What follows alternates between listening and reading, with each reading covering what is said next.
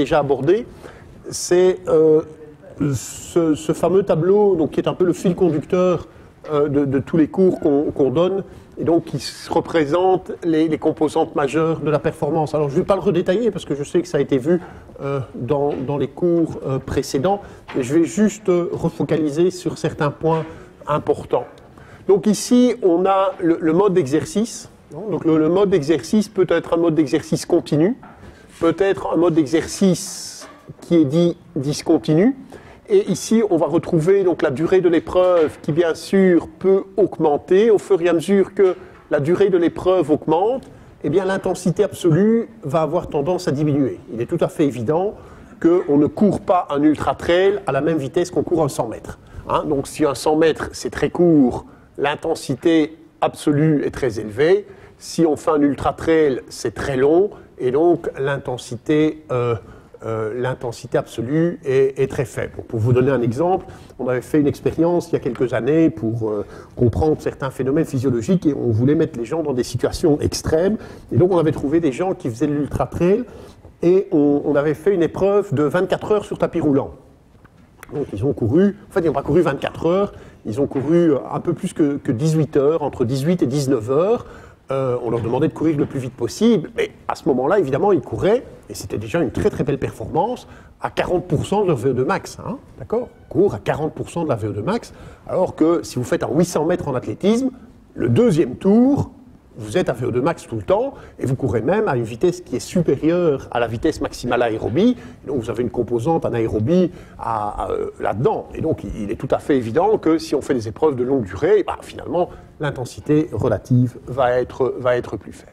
Alors ce dont nous allons parler, en tout cas dans un premier temps, eh bien, c'est de ceci, c'est-à-dire les aspects qui vont déterminer la VO2 max, les aspects qui vont déterminer et les exercices que l'on peut utiliser pour reculer le seuil lactate. On verra aussi chez quel type d'athlète c'est intéressant.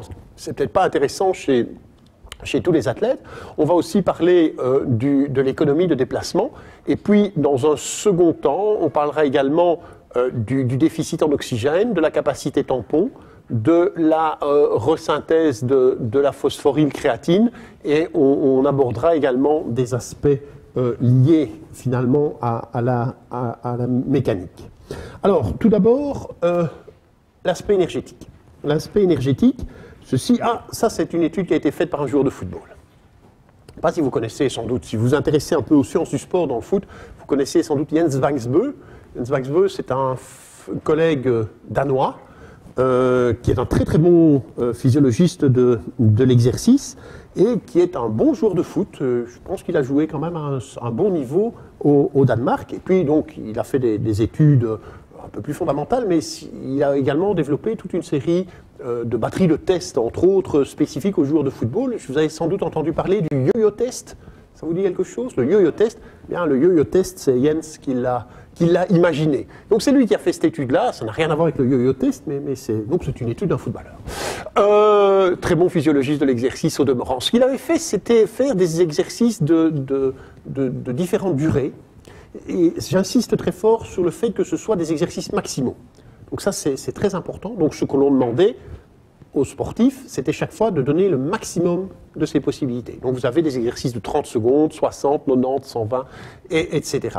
Et donc ce qu'il faisait, c'est pas très très compliqué à faire, c'est d'estimer la part de l'ATP qui vient du métabolisme anaérobie. Alors donc, pour mémoire, hein, le métabolisme anaérobie, c'est quoi? Ce sont les réserves de phosphorylcréatine, là il ne faut pas d'oxygène, d'accord?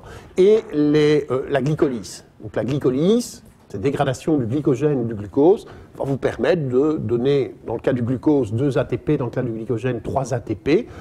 Chaque fois que on va faire une dégradation, donc on va amener 2 pyruvates. Donc ça, ce sont des ATP qui sont amenés de manière anaérobie. Et puis, il y a de l'ATP qui est formé de manière aérobie, c'est-à-dire en consommant de l'oxygène, et celui-là, c'est l'ATP qui est fourni par la mitochondrie. La mitochondrie va consommer de l'oxygène et va fournir de grandes quantités d'ATP. Alors, il a mesuré ça durant des exercices de 30 secondes. D'abord, donc, qu'est-ce qu'il voit? Eh bien, durant un exercice de 30 secondes, eh bien, 80% de l'ATP a une origine anaérobie, donc phosphorylcréatine ou glycolyse. Ça veut dire qu'il reste encore 20% qui est d'origine aérobie. D'accord? Qui est d'origine aérobie. Ça veut dire quoi? Ça veut dire donc que le métabolisme aérobie n'est pas égal à 0. N'est pas égal à 0. Alors ça, je vais vous choquer sans doute en vous disant ça, bien qu'on a essayé d'introduire progressivement ça dans les cours, et je pense que Nicolas vous a déjà sensibilisé à cela, c'est que si ces voies métaboliques, la glycolyse et la dégradation de la phosphorylcréatine, sont effectivement biochimiquement des voies biochimiques anaérobies, d'accord, on ne peut pas dire qu'un exercice physique soit un exercice anaérobie. C'est souvent une horreur qu'on entend. On dit « Ah, c'est un exercice anaérobie. Ah !» Je dis « Vite, amenez-le à l'hôpital. Hein, parce que si le type est réellement en anaérobiose, il va très mal. En fait, si vous voulez mettre un type en anaérobiose, c'est faisable. Hein. Vous prenez sa tête, vous la mettez dans l'eau, vous attendez quelques minutes. Quand vous le ressortez et qu'il est tout bleu, là, il est en anaérobiose, mais il ne va pas bien du tout. D'accord ? Quand vous faites un exercice physique, heureusement pour vous, ce n'est pas ce qui se passe, parce que sinon, on ne vous dirait pas, faites du sport, c'est bon pour la santé. Hein. Donc, le problème, c'est qu'il y a certains exercices, effectivement, où les voies métaboliques anaérobies sont dominantes. Ça, c'est vrai. Les exercices brefs et très intenses. Mais ça ne veut pas dire que le métabolisme aérobie est égal à 0. Il n'est jamais égal à 0.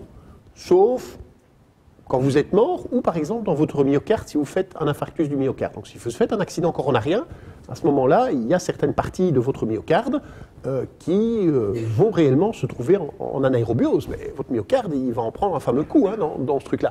Donc on ne peut pas dire, c'est un abus de langage, que de dire c'est un exercice en anaérobie. Alors si vous sous-entendez, en disant c'est un exercice en anaérobie, que ce sont les voies anaérobies qui sont dominantes, je n'ai aucun problème avec ça. Mais sachez-le bien que c'est un abus de langage, qu'en fait, un exercice en lui-même n'est jamais anaérobie. Il y a toujours une certaine consommation d'oxygène. On va toujours consommer une certaine quantité d'oxygène, et il y a toujours de l'oxygène qui est fixé dans vos muscles sur une protéine qu'on appelle la myoglobine. Et donc cette myoglobine fixe à peu près 2 litres dans notre corps, fixe 2 litres d'oxygène, et donc va toujours pouvoir fournir une certaine quantité d'oxygène. Si la durée de l'exercice augmente, donc jusqu'à 60 secondes, vous voyez ici on arrive à peu près à 45% du métabolisme aérobie, le reste c'est le métabolisme anaérobie.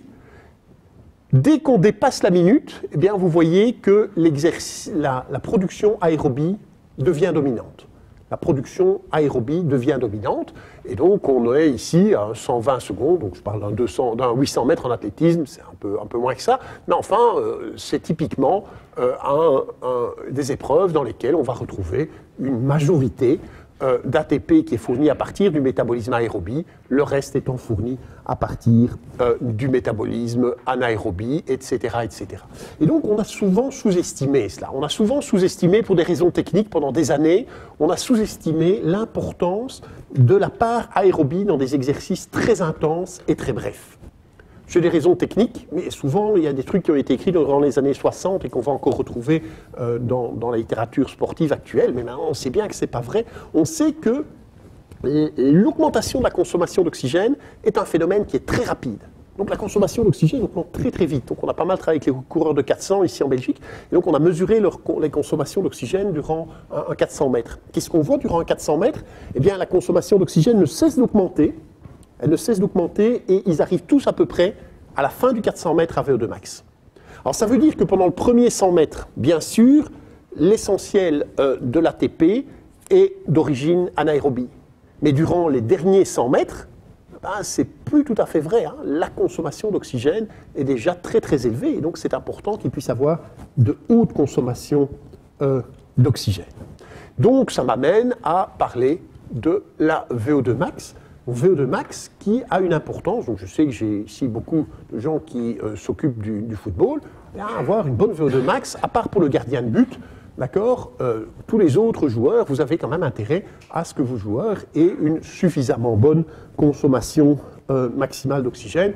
Donc on estime, disons chez les joueurs de foot, je sais qu'on m'a fait la remarque que je parlais juste des tout hauts niveaux, donc je vais essayer de revenir un peu en arrière, mais chez des joueurs vraiment top niveau, on doit être aux alentours de 65-70 millilitres par minute de consommation d'oxygène, donc 65-70 millilitres par minute et par kilo de poids corporel. Donc pour vous donner une idée, les valeurs les plus élevées que l'on trouve, on va les trouver chez les triathlètes, chez les cyclistes, chez les coureurs de fond. des skieurs de fond, pardon. Donc là, on va être à des consommations maximales d'oxygène qui sont un peu supérieures à 80 millilitres par minute et par kilo, alors que nos étudiants en éducation physique, par exemple, font à peu près 45-50 millilitres par minute et par kilo, avec une grande variabilité, évidemment, en sachant ce qu'ils font, et que monsieur et madame tout le monde vont plutôt faire 35 à 40 millilitres par minute et par kilo de poids corporel. Et donc, évidemment, plus vous montez, mieux c'est, hein. Plus vous montez, mieux c'est. Mais c'est vrai que des joueurs de foot de haut niveau, on attend quand même du 65 minimum. Et tout dépend aussi de la position qu'ils vont aller et de la tactique de l'entraîneur. C'est-à-dire si on va faire des reconversions très, très rapides ou pas. Mais le foot moderne, c'est un peu ça quand même. Alors la consommation maximale d'oxygène, eh bien, elle va déterminer quoi?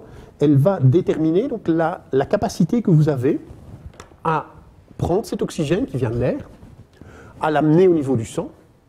Au niveau du sang, eh bien, il y a une pompe là, qui va devoir véhiculer ça partout dans le corps. Ça va devoir se fixer sur une autre protéine qu'on appelle l'hémoglobine au niveau du sang. Et au niveau du sang, eh bien, ça va être extrait par le muscle et ça va être consommé par le muscle. Donc c'est une espèce de chaîne. C'est une espèce de chaîne, d'accord? Et on dit toujours, une chaîne n'est jamais plus forte que le plus faible de ses maillons, d'accord?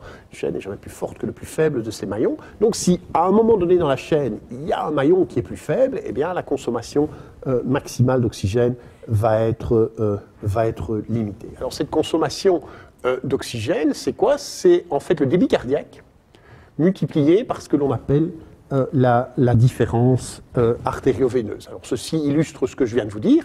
Donc on peut avoir d'abord l'air qu'on respire. Donc tant qu'on est au niveau de la mer, ce n'est pas un problème. Mais évidemment, si vous montez en altitude, par exemple, on dit qu'on avait un Argentin, donc si on fait le sommet de la Concagua, 6900 mètres, et quelques, je ne sais plus, 6900, je ne sais plus combien, vous avez une diminution de la fraction inspirée d'oxygène, et donc évidemment, ça va diminuer la consommation maximale d'oxygène, hein, ça c'est tout à fait évident. Mais tant qu'on est au niveau de la mer, donc globalement, tant qu'on est en dessous de 1000 mètres, pas de problème. Dès que vous dépassez 1000 mètres, bon, alors c'est rare qu'il y ait en Belgique des compétitions au-dessus de 1000 mètres, hein, parce que même au signal de Botrange, on est bien en dessous. Mais c'est vrai que quand vous allez à l'étranger, joueur de foot, ah oui, bien connu, hein, vous connaissez le terrain de foot, oui, il va connaître lui. La Paz. Donc oui, il jouait là-bas. Il paraît que c'est. Donc c'est juste à côté de l'aéroport. Ouais. Voilà. Donc La Paz pour. 3690. Ah voilà. Donc ils ne peuvent plus maintenant. La FIFA a interdit les matchs internationaux.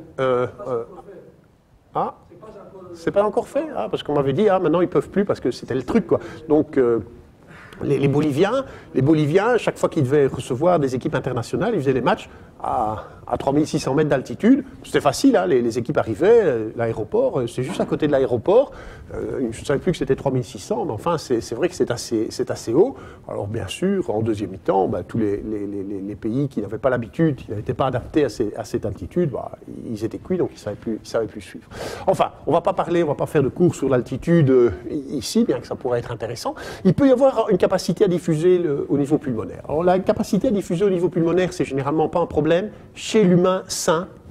Bien sûr, si vous savez, tous ces patients qui ont fumé beaucoup, là, qu'on voit dans les hôpitaux avec une aide respiratoire. Enfin, il y a des gens qui n'ont pas fumé, qui sont aussi avec des aides respiratoires, mais l'essentiel, c'est d'anciens fumeurs. Hein, les gens qui font des bronchites chroniques, comme on appelle cela, eux peuvent avoir des limitations au niveau de la capacité de diffusion. Chez l'humain sain, le problème de la capacité de diffusion n'est pas un gros problème. C'est vraiment un problème tout à fait minime. Généralement, c'est pas un souci. Qu'est-ce qui peut être un problème? Il peut être le premier grand problème, le premier grand facteur limitant, c'est le débit cardiaque. C'est-à-dire la capacité qu'a le cœur à véhiculer une grande quantité de sang. C'est quoi le débit cardiaque? Ce n'est rien d'autre que le produit de la fréquence cardiaque, donc la fréquence à laquelle le cœur se contracte, multiplié par ce que nous appelons le volume d'éjection systolique, c'est-à-dire le volume de sang qui est éjecté à chaque battement. Donc si vous prenez le volume de sang qui est éjecté à chaque battement et la fréquence cardiaque, vous multipliez les deux, vous avez ce que l'on appelle le débit cardiaque. C'est ce qui est représenté ici, c'est le débit cardiaque. Et une fois que le sang va être véhiculé, eh bien, il doit être transporté par l'hémoglobine. Donc ça, c'est la capacité qu'a l'oxygène à transporter, 1, 2, 3. il faudra couper ça au montage, c'est pas l'oxygène, c'est la capacité qu'a l'hémoglobine à transporter l'oxygène. Alors, je vais vous montrer tout à l'heure que c'est une capacité qui est incroyable. Donc, 100 millilitres de sang va être capable de véhiculer à peu près 20 millilitres d'oxygène. Donc, le sang est capable de véhiculer à peu près 1/5 de son volume en oxygène. C'est énorme, énorme. Donc, 100 millilitres de sang peut véhiculer de l'ordre de 20 millilitres d'oxygène quand tout va bien. Quand tout va bien, pourquoi? Parce que vous avez de temps en temps des athlètes qui ont des problèmes qu'on va appeler fériprives, c'est-à-dire qui vont par exemple avoir une hématocrite qui est plus basse. Si l'hématocrite a tendance à diminuer, c'est quoi l'hématocrite? C'est le volume des globules rouges, le volume des érythrocytes sur le volume de sang total. Normalement, c'est un peu en dessous de 50, aux alentours de 45. D'accord? Tant que c'est aux alentours de 45, tout va bien, mais si ça diminue, ça peut être embêtant. Qu'est-ce qu'il va y avoir? Eh bien, la capacité du sang à véhiculer l'oxygène va être diminuée. Qu'est-ce qu'on cherche quand on fait des stages en altitude? Donc, si on amène des athlètes, pas trop haut, mais si on amène des athlètes, par exemple, à 2000, 2500 mètres pendant 2 semaines, 3 semaines, eh bien, ce qu'on cherche, c'est justement à augmenter cet hématocrite, c'est-à-dire à augmenter la capacité du sang à transporter l'oxygène. Et quel est le but du jeu? Le but du jeu, c'est évidemment qu'on arrive à augmenter cette consommation maximale d'oxygène. C'est bien l'idée. Et bien ensuite, le dernier facteur limitant, ça peut être le muscle squelettique lui-même. Parce que le muscle, si on lui amène de l'oxygène, encore faut-il qu'il puisse l'utiliser. S'il n'a pas la capacité mitochondriale qui est suffisante et ces mitochondries n'ont pas la capacité d'utiliser cet oxygène qui arrive, eh bien ça peut devenir également un facteur limitant. Donc la diffusion pulmonaire n'est pas un facteur limitant très important chez l'humain sain au niveau de la mer. Par contre, le premier facteur limitant, ça peut être le débit cardiaque, ça peut être la capacité à transporter l'oxygène et ça peut être également le muscle squelettique. Alors cette consommation maximale d'oxygène, eh bien, on va la mesurer durant ce que l'on appelle des épreuves progressivement croissantes. Alors ça, je ne sais pas, vous avez déjà eu des cours sur les épreuves d'effort ou c'est moi qui dois donner ça? C'est moi qui dois donner ça. Ok. Donc en fait, ce que l'on va faire, c'est ce que l'on appelle les efforts progressivement croissants. Donc très clairement, ce que l'on fait, c'est qu'on commence, par exemple, ceci c'est sur un cycloergomètre, on commence à une certaine puissance, dans ce cas 670 watts, on fait pédaler le type pendant 3 minutes, et puis on va augmenter la puissance toutes les 3 minutes par palier progressivement croissant. Alors on peut faire cela, bien sûr, sur une bicyclette ergométrique. Pour nous, une bicyclette ergométrique, c'est facile, parce que le type, il ne bouge pas beaucoup. Donc on peut mettre plein d'appareillages, etc. Et on peut avoir des belles mesures, mais on peut bien sûr faire ça sur un tapis roulant. Je vous montrerai quelques exemples d'ergomètres après. On peut faire ça sur un tas d'ergomètres également. Alors, dans ce cas-là, on va pouvoir mesurer la consommation d'oxygène. On va pouvoir mesurer la consommation d'oxygène. Et la consommation d'oxygène, c'est quoi? Eh bien, c'est la ventilation. Attention, ne pas confondre la consommation d'oxygène et la ventilation. La ventilation, c'est quoi? C'est l'air que l'on respire et que l'on inspire et que l'on expire. L'air, c'est quoi? C'est essentiellement de l'azote. Donc 79% de l'air, c'est de l'azote. Dans l'air, il y a juste 20,93% d'oxygène. Un peu de CO2, il y a quelques gaz rares, mais l'essentiel de l'air, c'est de l'azote. Donc ça, c'est la ventilation. C'est l'air que l'on inspire et l'air que l'on expire. Alors ce que nos machines font, c'est qu'elles mesurent, ou on leur dit quelle est la fraction inspirée. Donc la fraction inspirée, quand vous êtes dans un local qui est bien ventilé, c'est 20,93%. Donc ça, c'est l'oxygène qu'il y a dans l'air. Et ce que l'on va faire, c'est que l'on va mesurer la fraction expirée. Donc dans l'air que vous expirez, il y a encore de l'oxygène. Heureusement, sinon vous ne pourriez pas faire le bouche à bouche. Mais, enfin, c'est un peu anecdotique ça, mais il y a encore de l'oxygène. Donc typiquement, vous respirez 21% d'oxygène dans l'air, et dans l'air expiré, il va y avoir quelque chose comme 16%. Donc ça veut dire qu'il y a 5% de l'oxygène que vous avez capté. Ça, c'est ce que nous allons appeler le coefficient d'extraction. C'est la fraction inspirée moins la fraction expirée, c'est le coefficient d'extraction. Et donc si on multiplie ce coefficient d'extraction par la ventilation, l'air que l'on inspire et que l'on expire, eh bien on va pouvoir mesurer la consommation d'oxygène. Et donc quand vous allez dans les labos comme le nôtre, c'est ce qu'on fait en fait. On mesure la ventilation, on mesure la fraction inspirée, on mesure la fraction expirée. Notre ordinateur fait la petite équation et il nous calcule la consommation d'oxygène. Et donc la question, dans ce type d'épreuve, comment va évoluer la consommation d'oxygène? Eh bien la consommation d'oxygène va évoluer comme ceci. Elle va augmenter, puis elle va, après un certain temps, et c'est pour ça qu'on fait des paliers suffisamment longs, de l'ordre de 3 minutes, elle va atteindre ce que l'on appelle un état stable. Que représente cet état stable? Eh bien, c'est le moment où le système s'est adapté. C'est-à-dire, on a adapté la consommation d'oxygène à la demande énergétique. Ça veut dire qu'il y a une période durant laquelle on n'est pas adapté. Ici, il y a une période pendant laquelle on n'est pas adapté, et donc ça veut dire qu'il y a une partie de l'énergie ici qui va venir d'ailleurs que du métabolisme aérobie. D'accord? Ça, évidemment, ça représente le métabolisme aérobie, puisque c'est la consommation d'oxygène. Et donc, vous voyez, il faut un certain temps pour que ça s'adapte, de l'ordre d'1 à 2 minutes. Et puis ici, on est bien adapté. Et donc, ici, c'est 100% de l'énergie vient du métabolisme aérobie, parce qu'on est dans un exercice de faible intensité. Mais ça veut dire que même durant ces exercices de faible intensité, il y a ici une phase transitoire, la phase pendant laquelle on va s'adapter, où il y a de l'ATP qui va devenir du métabolisme anaérobie. C'est ce que l'on va appeler le déficit en oxygène. On dira que l'athlète contracte un certain déficit en oxygène. J'y reviendrai par la suite.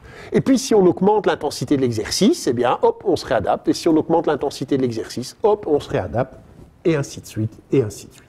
Et si on met en relation maintenant la consommation d'oxygène que l'on a obtenue à la fin de chacun de ces paliers, ici, consommation d'oxygène à la fin de chacun des paliers, et la puissance qui est développée à chacun de ces paliers, eh bien la relation est superbement linéaire.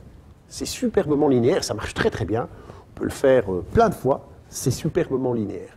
Que représente en fait la pente de cette droite? Eh bien ça va représenter ce que l'on appelle le rendement. Alors je m'explique. Ceci c'est quoi? C'est ce que l'on va appeler la puissance mécanique externe. C'est assez simple à expliquer avec un vélo, et puis on peut l'expliquer avec d'autres disciplines sportives, mais biomécaniquement c'est un peu plus compliqué. Mais le vélo c'est très simple. Ça, c'est la puissance que vous mettez dans le pédalier du vélo. C'est quoi une puissance? C'est une énergie par unité de temps. Donc c'est l'énergie que vous mettez dans le pédalier du vélo, divisé par le temps. Joule par seconde, c'est 1 watt.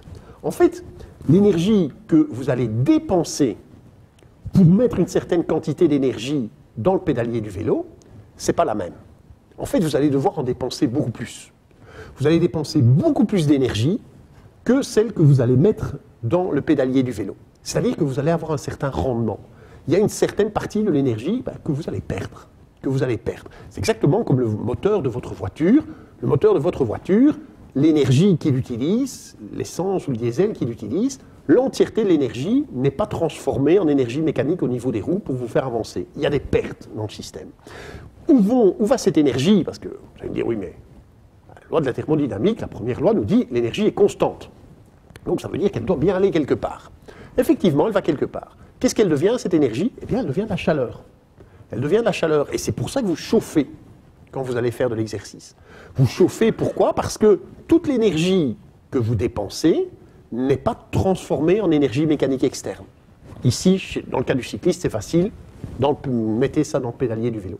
Il y a toute une partie de l'énergie qui est, entre guillemets, perdue et qui va être transformée en chaleur, et c'est ça qui va augmenter votre température corporelle et qui va induire le fait que vous allez devoir mettre en place des mécanismes de thermorégulation, entre autres la sueur, pour évacuer cette chaleur vers le monde extérieur. C'est exactement la même chose avec le moteur de votre voiture. Le moteur de votre voiture, il chauffe aussi, donc il y a des pertes.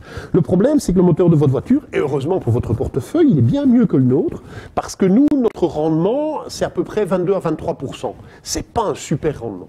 C'est pas un super rendement, ça veut dire qu'il y a quand même une grande quantité d'énergie que l'on va perdre sous forme de chaleur. Alors bien sûr, on peut traduire ça dans d'autres sports, mais c'est un peu plus compliqué d'un point de vue biomécanique. C'est quoi l'énergie externe que vous allez faire, que vous allez développer? C'est par exemple l'énergie que vous allez utiliser pour déplacer votre masse. Foot, vous avez la balle qui passe un peu plus loin, vous devez accélérer, et donc pour accélérer votre masse, eh bien, vous allez devoir dépenser une certaine quantité d'énergie et fournir de l'énergie mécanique externe. en rando, vous allez grimper, vous allez hausser votre centre de gravité, hein, vous allez monter votre centre de gravité, donc votre masse, vous allez devoir dépenser une certaine quantité d'énergie mécanique externe. Les athlètes, vous faites de la musculation, vous allez soulever un poids, vous allez finalement augmenter l'énergie potentielle de ce poids, parce que si vous le lâchez, il va vous retomber à la figure, donc c'est qu'il a bien plus d'énergie, et puis il peut revenir. Eh bien, c'est la même chose, vous allez devoir dépenser une certaine quantité d'énergie mécanique externe, et les biomécaniciens peuvent vous calculer très très bien, mais moi je suis physiologiste, la puissance que tout cela demande. Alors, si vous menez ce genre d'exercice jusqu'à épuisement, et donc, il va falloir qu'on ait quand même quelques critères. Mais avec des athlètes, ce n'est pas très compliqué. Ils ont l'habitude de faire des exercices intenses. Oui.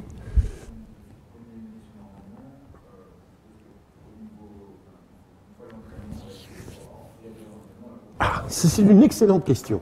Je m'étais dit, je suis un peu pressé, donc je ne vais pas la faire, mais vous la posez, c'est très, très, très bien. Eh bien, non. En fait, non.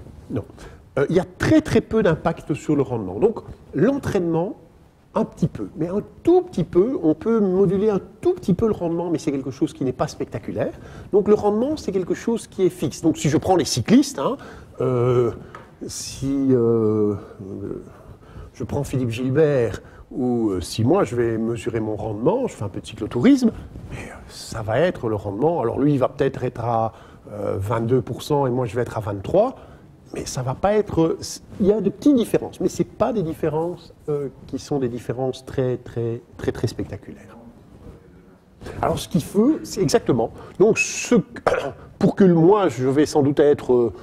dernière épreuve d'effort, j'étais à peu près là, je pense, en VO2 max, et lui, il va être là en VO2 max, c'est-à-dire qu'il va pouvoir dépenser une quantité d'énergie beaucoup plus grande. Tout à fait.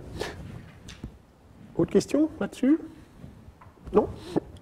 Donc, si on mène cet exercice progressivement croissant et qu'on le mène jusqu'à l'épuisement, alors on a quelques critères qui nous permettent de voir si les athlètes ne nous racontent pas des carabistouilles, mais honnêtement, avec les athlètes, ça ne pose pas beaucoup de problèmes, ils ont l'habitude de faire des exercices très intenses. Eh bien, on peut aller jusqu'à la consommation maximale d'oxygène, c'est-à-dire le moment où ils ne savent plus augmenter encore leur consommation maximale d'oxygène. Et donc, ça, c'est ce qui va déterminer chez mon cycliste ce qu'on appelle la puissance maximale aérobie. C'est quoi? C'est la puissance à VO2 max. Et donc souvent, ce qui est intéressant, par exemple dans les sports collectifs, et si on fait par exemple des exercices où ici c'est plus pédaler sur un vélo, mais c'est faire courir sur un tapis roulant, ou même courir dans une salle, ou courir sur un terrain, hein, ça peut se faire aussi, eh bien c'est ce que l'on appelle la vitesse maximale aérobie. La vitesse maximale aérobie. La vitesse maximale aérobie, c'est quoi? C'est la vitesse de déplacement, la vitesse de course lorsqu'on atteint VO2 max.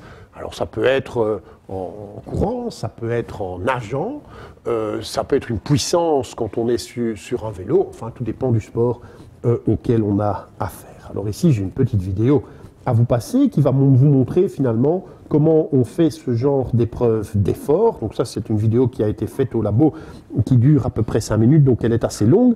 Et donc, vous regardez, et moi je vais continuer mes explications pendant ce temps-là. C'est le moment où j'aurais souhaité me ruer sur le tableau. Je peux me ruer sur le tableau? Oui.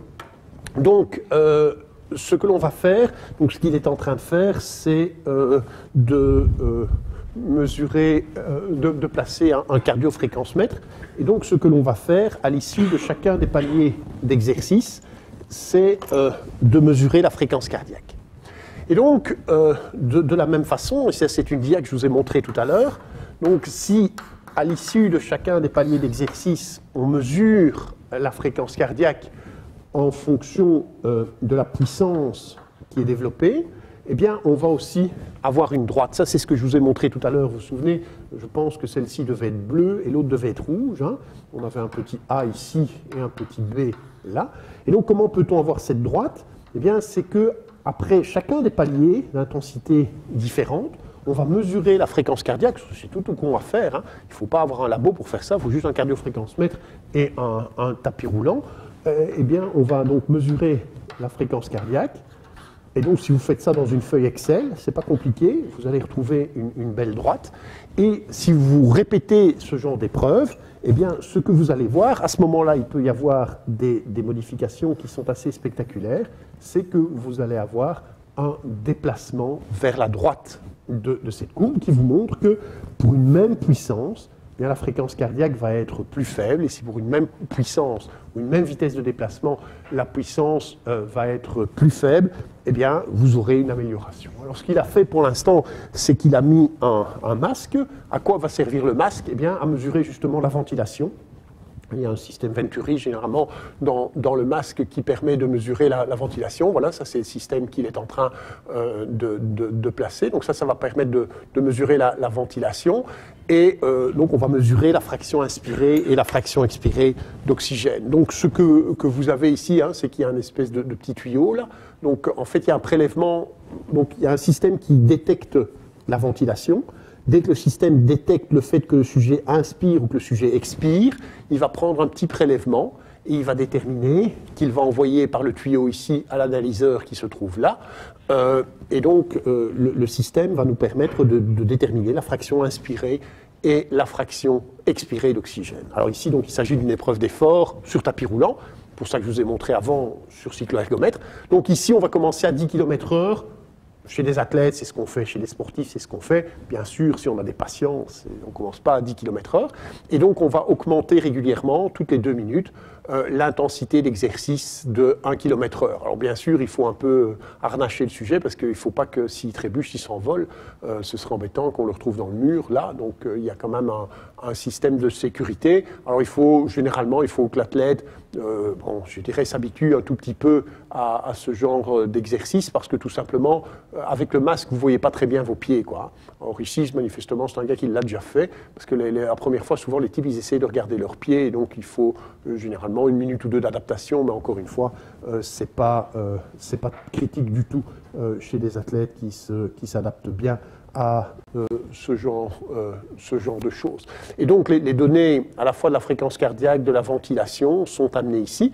Alors, ce dont je ne vous ai pas encore parlé, je ne parlerai pas beaucoup, c'est qu'on mesure aussi le CO2 qui est rejeté. Donc, on mesure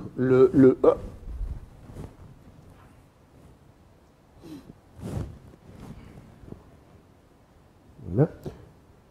On mesure le CO2 qui est rejeté. Et pourquoi mesure-t-on le CO2 qui est rejeté? C'est parce qu'on va mesurer ce qu'on appelle le rapport des échanges respiratoires. C'est quoi le rapport des échanges respiratoires?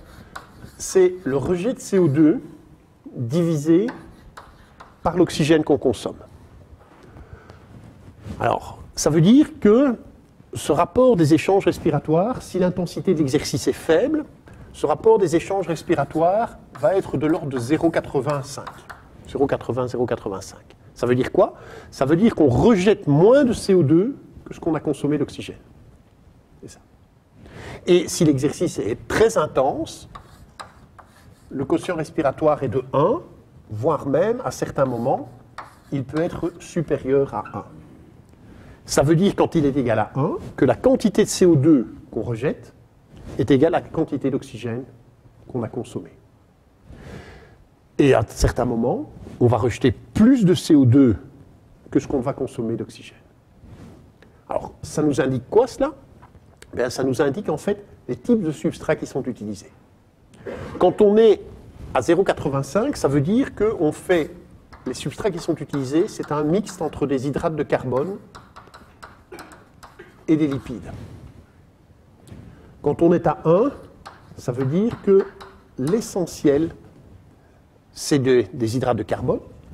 Et ici, ça veut dire qu'on a aussi des hydrates de carbone, mais qu'en fait, on a en plus un système d'hyperventilation qui amène plus de CO2 rejeté.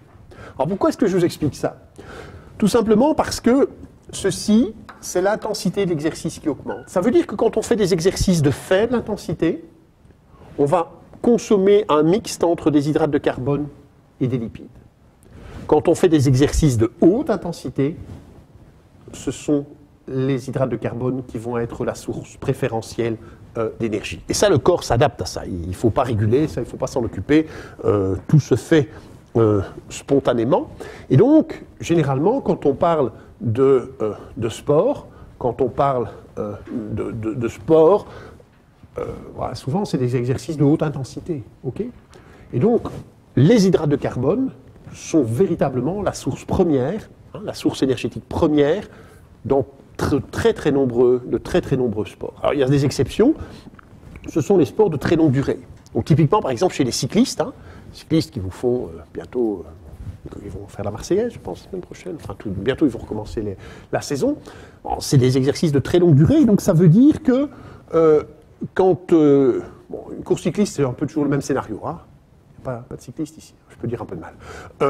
Ils vont toujours démarrer comme des fous parce qu'il faut qu'il y en ait 2-3 qui sortent du peloton. Et donc quand l'échappée matinale s'est dessinée, ok, je ne veux pas dire qu'on roule peinard parce qu'on ne saurait pas les suivre, mais enfin, pour eux, c'est quand même pas des exercices de très haute intensité. Et donc ça veut dire qu'ils vont plutôt passer dans un régime où ils vont utiliser des hydrates de carbone et des graisses. Et dans les derniers kilomètres, ça va s'accélérer très fort, ils vont se démerder pour revenir sur l'échappée matinale, et puis ils vont rouler, mais véritablement comme des cinglés, et à ce moment-là, eh bien, ils vont utiliser essentiellement des hydrates de carbone comme source énergétique. Donc très clairement, quand l'exercice est de haute intensité, on va utiliser des hydrates de carbone. Quand l'exercice est de faible intensité, on va utiliser des lipides. Le lactate, là, pourquoi on produit du lactate? On produit du lactate parce qu'on utilise des hydrates de carbone. Et donc c'est normal que, lorsqu'on fait un exercice de haute intensité, on va produire de l'acide lactique. C'est simplement c'est même pas un déchet, moi je n'aime pas dire que c'est un déchet, c'est pas un déchet, c'est un des produits du métabolisme des hydrates de carbone. Et donc, par exemple, si vous faites des exercices de très haute intensité, donc si on parle des joueurs de foot, bien, les joueurs de foot, ils vont essentiellement pendant un match, pas tout le temps, parce qu'il y a des moments où effectivement on va marcher, etc. Mais dès qu'ils vont commencer à faire des exercices de haute intensité, eh bien c'est les hydrates de carbone qui vont être utilisés comme source énergétique. Et donc c'est très important de leur en fournir suffisamment, mais ça c'est le volet nutrition qui va vous apprendre. Alors cette VO2 max, on peut bien sûr l'utiliser sur différents types d'ergomètres, hein. Donc ça c'est ce que je vous ai montré sur tapis roulant. J'ai évoqué les cyclos. Nous par exemple, on a un ergomètre où on peut faire du canoë-kayak, on a un autre ergomètre où on peut faire de l'aviron, il n'est pas illustré ici, et on travaille beaucoup par exemple avec des gens en handisport qui font du handbike, hein. Ça marche très bien. Oui, j'aurais jamais fini, je ne suis pas encore à la moitié.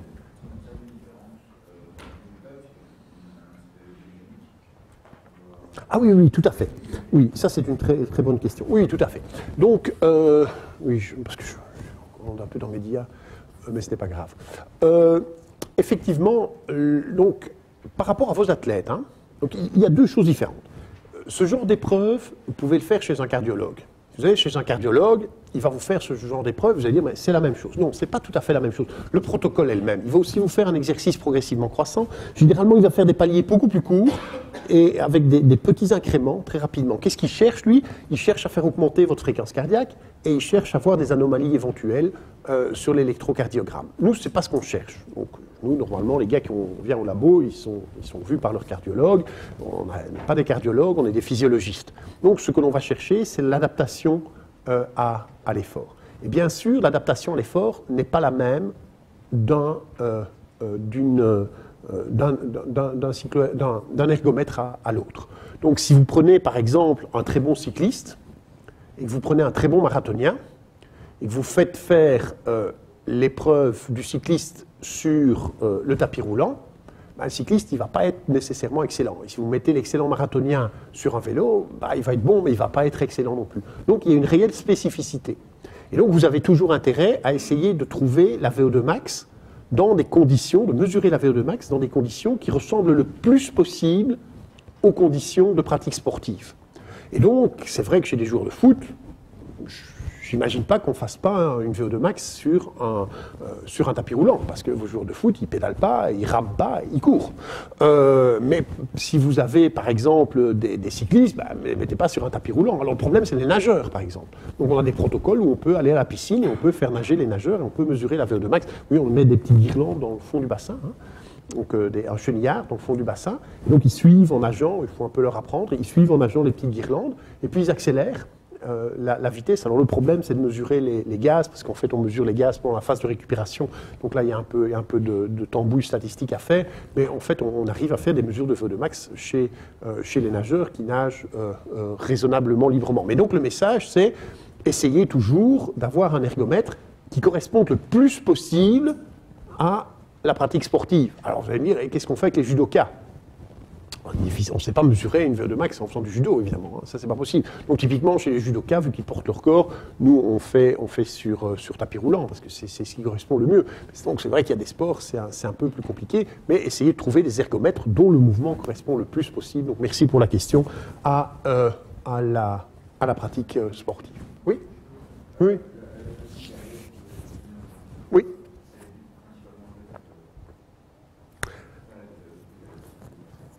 La fréquence cardiaque. Alors, la régulation de la fréquence cardiaque se fait de deux manières. Donc, le cœur est régulé par le système nerveux. Donc, il y a deux régulations du système nerveux. Il y a une régulation qu'on appelle une régulation orthosympathique qui va accélérer le cœur. Et il y a une régulation qu'on appelle une régulation parasympathique qui va diminuer la fréquence cardiaque. Et le cœur a lui-même ce qu'on appelle une activité pacemaker. C'est-à-dire, on faisait ça il y a quelques années, maintenant on ne peut plus le faire, hein, on montrait ça aux étudiants. Prenez une petite grenouille, hein, vous disloquez la grenouille, déspinalisez la grenouille, rapidement vous ouvrez la grenouille, vous allez chercher le cœur, vous mettez le cœur sur une lentille, vous mettez un peu de sérum physiologique, et vous voyez ce cœur qui continue à fonctionner par lui-même. Donc il est tout à fait isolé, ça va durer quelques minutes, c'est ce qu'on appelle l'activité intrinsèque, l'activité pacemaker du cœur. Alors ça existe chez certains patients, les patients par exemple qui ont été greffés. Les patients qui ont une greffe cardiaque, bien sûr, au moment où le chirurgien prélève le greffon, il n'a pas d'autre choix qu'il coupe l'innervation, évidemment. Et donc, quand on retransplante un cœur, on ne sait pas reconnecter les nerfs. Hein. Donc, le cœur d'un transplanté, en tout cas au départ, est non innervé. Il y a des phénomènes de réinnervation qui se passent au cours du temps. Mais au départ, le cœur n'est pas innervé. Et donc, si vous mesurez la fréquence cardiaque d'un patient qui a eu une transplantation cardiaque, eh bien, il n'a pas comme nous une fréquence cardiaque qui est l'ordre de 60 ou 70 pulsations par minute, ou comme des athlètes qui ont plutôt des fréquences cardiaques qui sont de l'ordre d'une cinquantaine de battements par minute. Un greffé cardiaque, ça a plus ou moins une fréquence cardiaque de 110 pulsations par minute.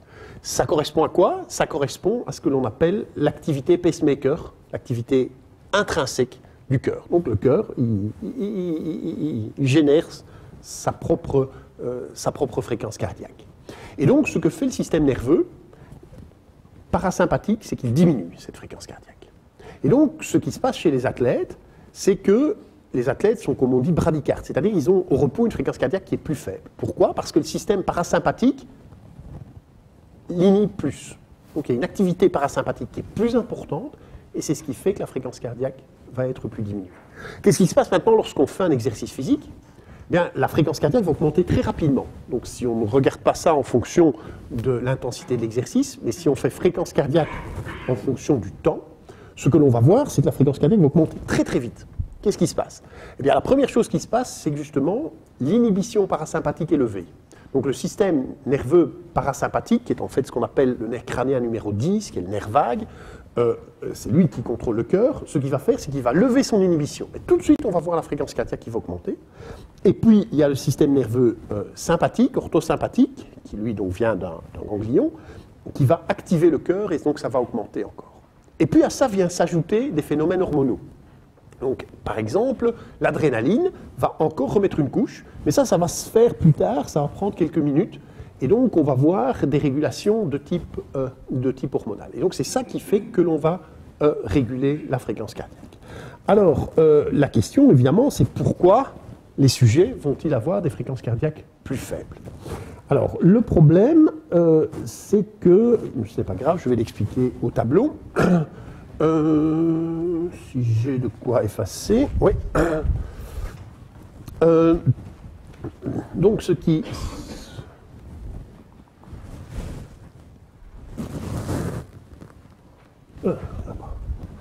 Sinon je vais prendre ça.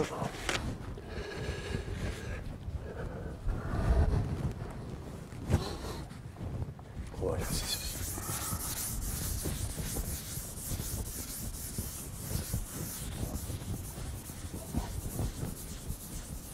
En fait, comme je vous ai dit tout à l'heure, le débit cardiaque, c'est égal à la fréquence cardiaque multiplié par ce que nous appelons le volume d'éjection systolique. Si vous faites la littérature anglaise, ça se dit stroke volume.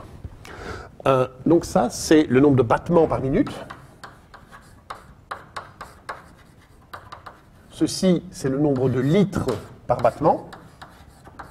Et donc, si vous faites le produit des deux, vous avez un débit qui est donc des litres par minute, puisque les battements se simplifient. Ce qui va se passer, c'est que pour une même consommation d'oxygène, vous allez à peu de choses près toujours avoir besoin du même débit cardiaque. D'accord ? Pour une même consommation d'oxygène, vous avez toujours besoin du même débit cardiaque. Qu'est-ce qui va changer chez un sujet entraîné? Je vais vous montrer des images de ça après. C'est que le volume d'éjection systolique va avoir tendance à augmenter. Et donc, si le volume d'éjection systolique a tendance à augmenter, ça veut dire que la fréquence cardiaque peut diminuer pour avoir un débit cardiaque qui est toujours à peu près le même pour une même consommation d'oxygène. Mais donc l'intérêt c'est quoi? C'est que si maintenant on parle de l'exercice maximal, la fréquence cardiaque maximale, donc si ici on est au max, donc ici ce sont des exercices sous-maximaux, si on est au max, la fréquence cardiaque ne va pas changer beaucoup. Toujours 220 moins l'âge à peu de choses près.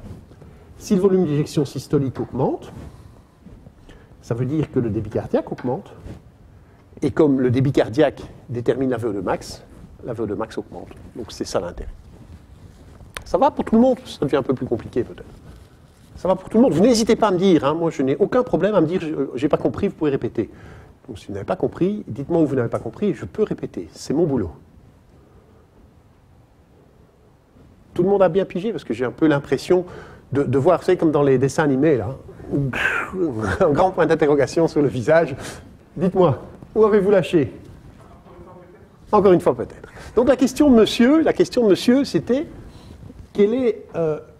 pourquoi en fait on va diminuer la fréquence cardiaque? Quel est l'intérêt de diminuer la fréquence cardiaque?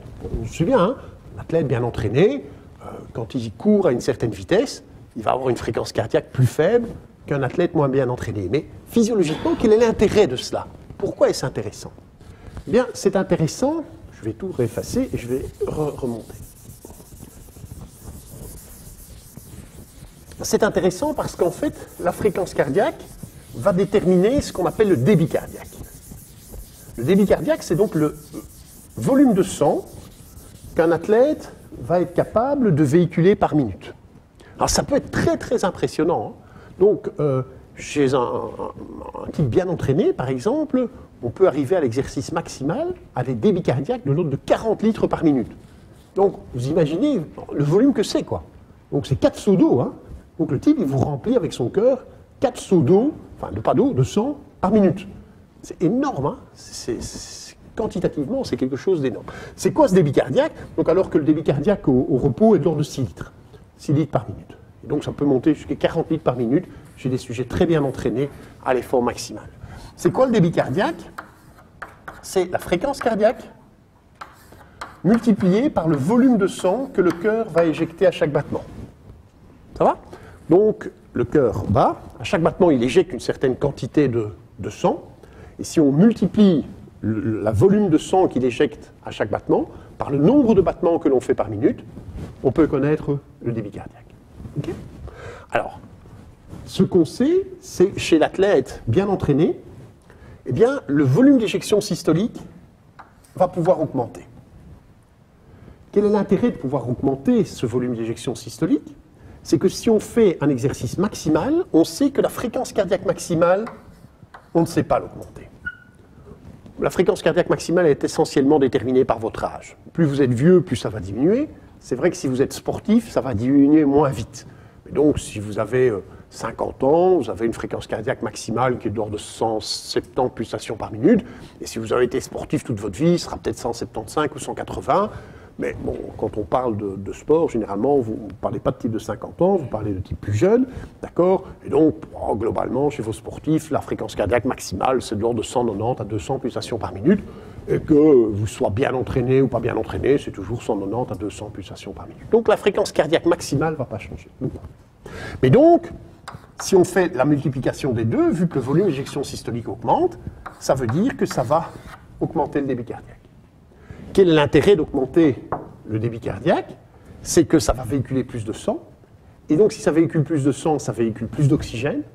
Et si ça véhicule plus d'oxygène, ça amène plus d'oxygène au muscle. Et si le muscle est capable de l'utiliser, ça va donc avoir comme conséquence d'augmenter ce qui nous intéresse pour l'instant, d'augmenter la VO2 max. OK? Ça va? Ça va pour tout le monde? Tout à fait.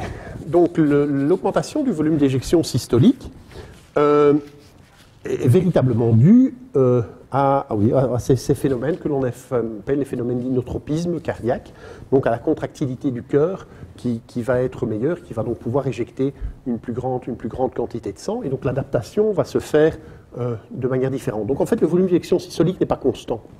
Donc chez un même individu, donc quand on commence un exercice, le volume d'éjection systolique va augmenter. J'ai une image qui montre ça plus tard.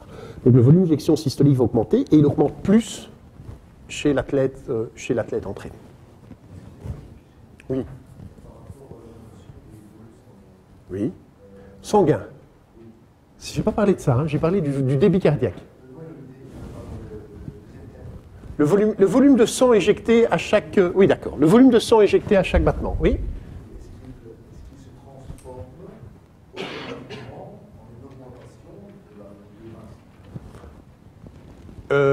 Oui, si vous montez à l'exercice maximal. Donc si vous allez jusqu'à l'exercice maximal, avoir un plus grand volume d'éjection systolique va faire que la consommation maximale d'oxygène va être plus élevée. C'est d'ailleurs les premières adaptations que l'on voit. Donc quand on commence à entraîner quelqu'un, donc on a affaire à des sujets peu entraînés, quand on commence à les entraîner, c'est les premières adaptations qu'on voit. Ce sont des adaptations sur le volume d'éjection systolique.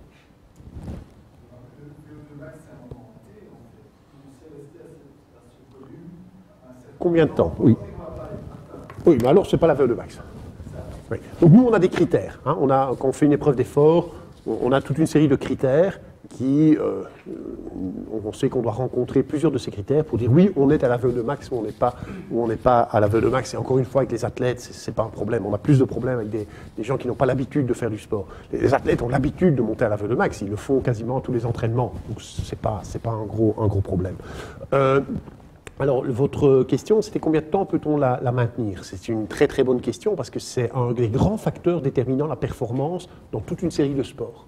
Donc, dans toute une série de sports, eh bien, arriver à maintenir longtemps sa VO2 max, c'est vraiment un critère très très important de réussite. Pas tellement en foot, ça doit être des exercices plus longs, mais je pense par exemple aux athlètes.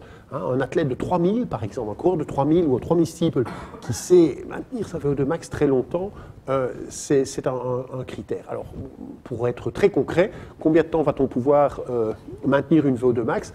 De l'ordre de 2 à 3 minutes chez des gens peu entraînés, de l'ordre de 6 à 8 minutes chez des gens très entraînés. Voilà, ça vous donne une idée. Et donc, vous avez des gens qui arrivent à faire un 3000 presque à VO2 max. Quoi. Un 5000, c'est plus possible. Mais un 3000 en athlétisme, il y a des types qui arrivent à le faire quasiment à VO2 max. 1500, ça c'est classique. 800 aussi. 3000, c'est pour ça que je prends souvent l'exemple du 3000 pour la VO2 max. Oui. Oui.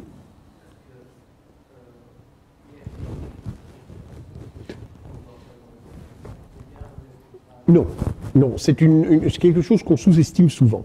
Donc, on entraîne les muscles, et il y a souvent des muscles qu'on oublie, c'est les muscles qui sont responsables de la ventilation.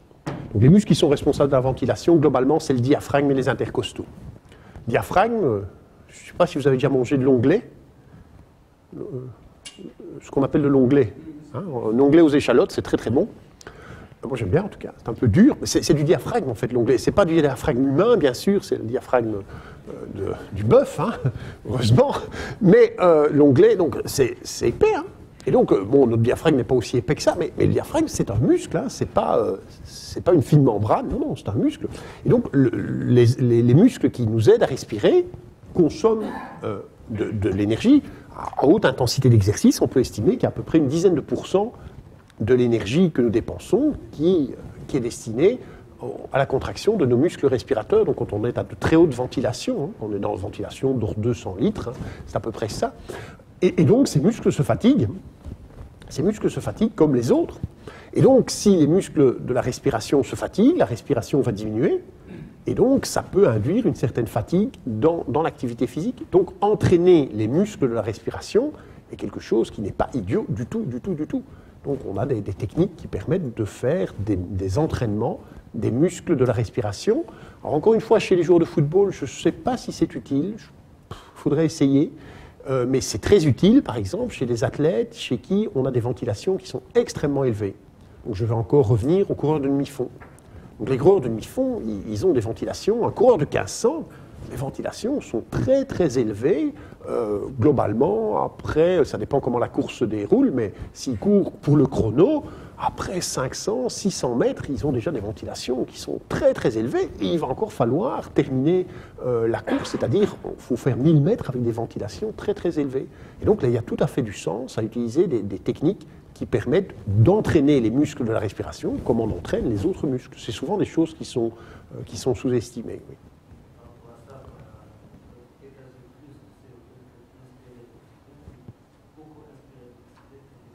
Ah, c'est une bonne question. Pourquoi va-t-on, à un certain moment, rejeter plus de CO2 que ce qu'on consomme d'oxygène? Allons-y.